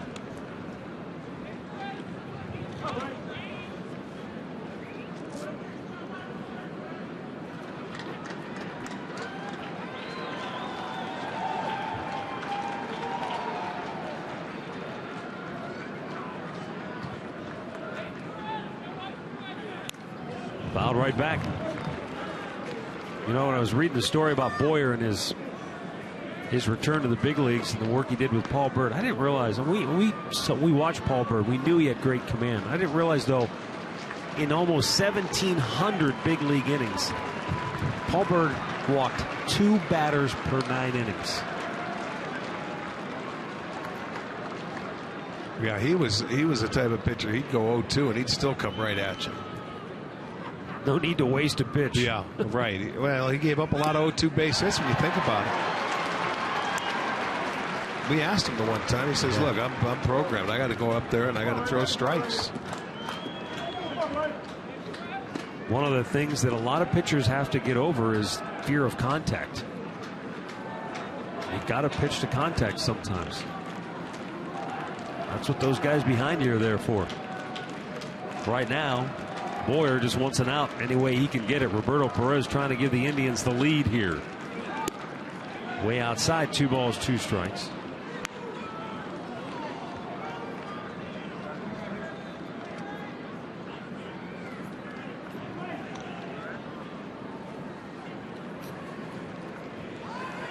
There's Jose Ramirez.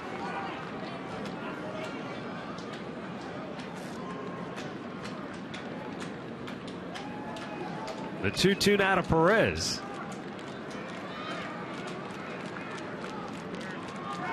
And a foul right back.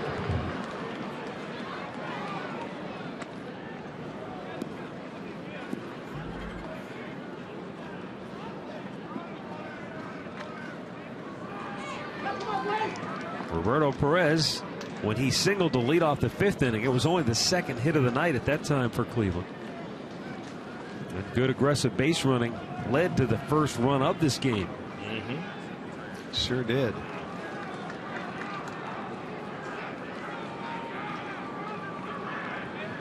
And a 2-2 pitch coming. Strikes him out. 2 away.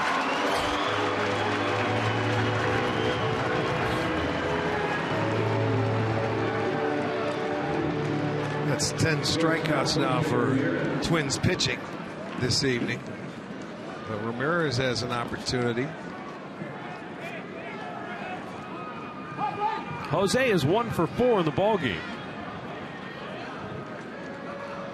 That hit was the hit and run. And that hit came from this side of the plate.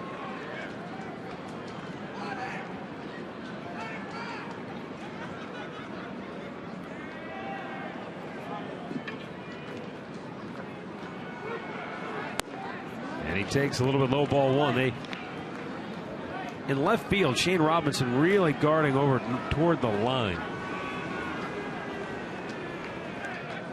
He has a pretty big hole at shortstop over there. If you look, kind of what I was looking at. Yeah, because you've got Santana behind Avila's trying to hold him close.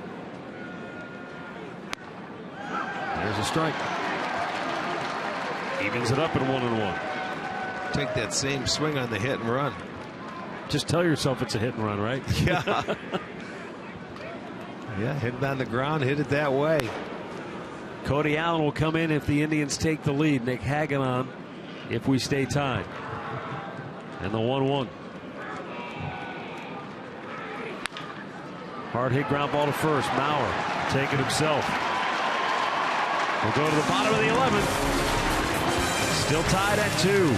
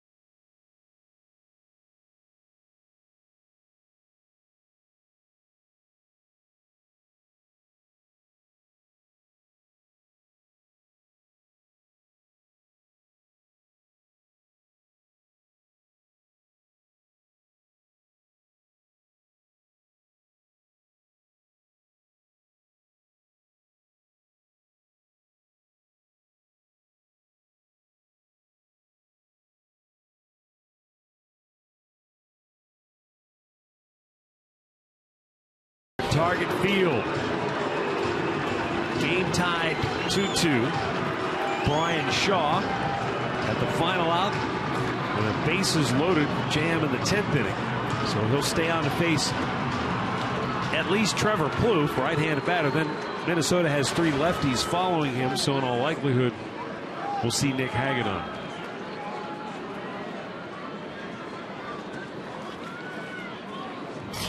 Plouffe is 0 for 4 tonight.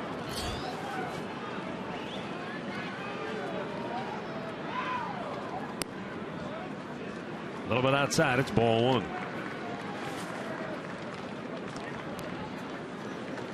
One for 5 for Plouffe against the Indians right-hander Brian Shaw.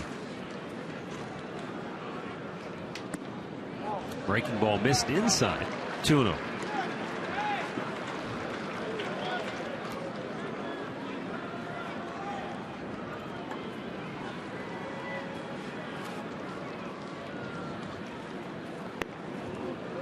And now it's 3-0.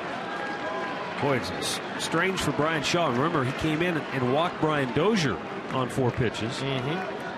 Then struck out Kenny Vargas with some brilliant stuff. Well, he came out. He hasn't thrown a strike to the right-handers until now. Yeah.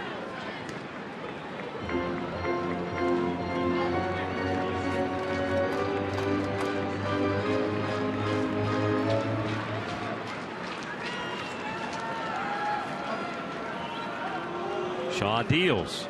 Plouffe swinging, and this game is over.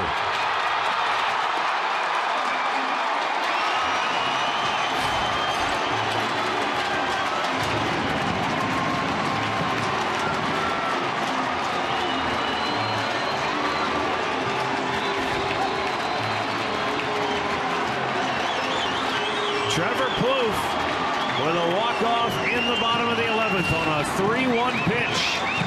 He was sitting on it, and he launched it.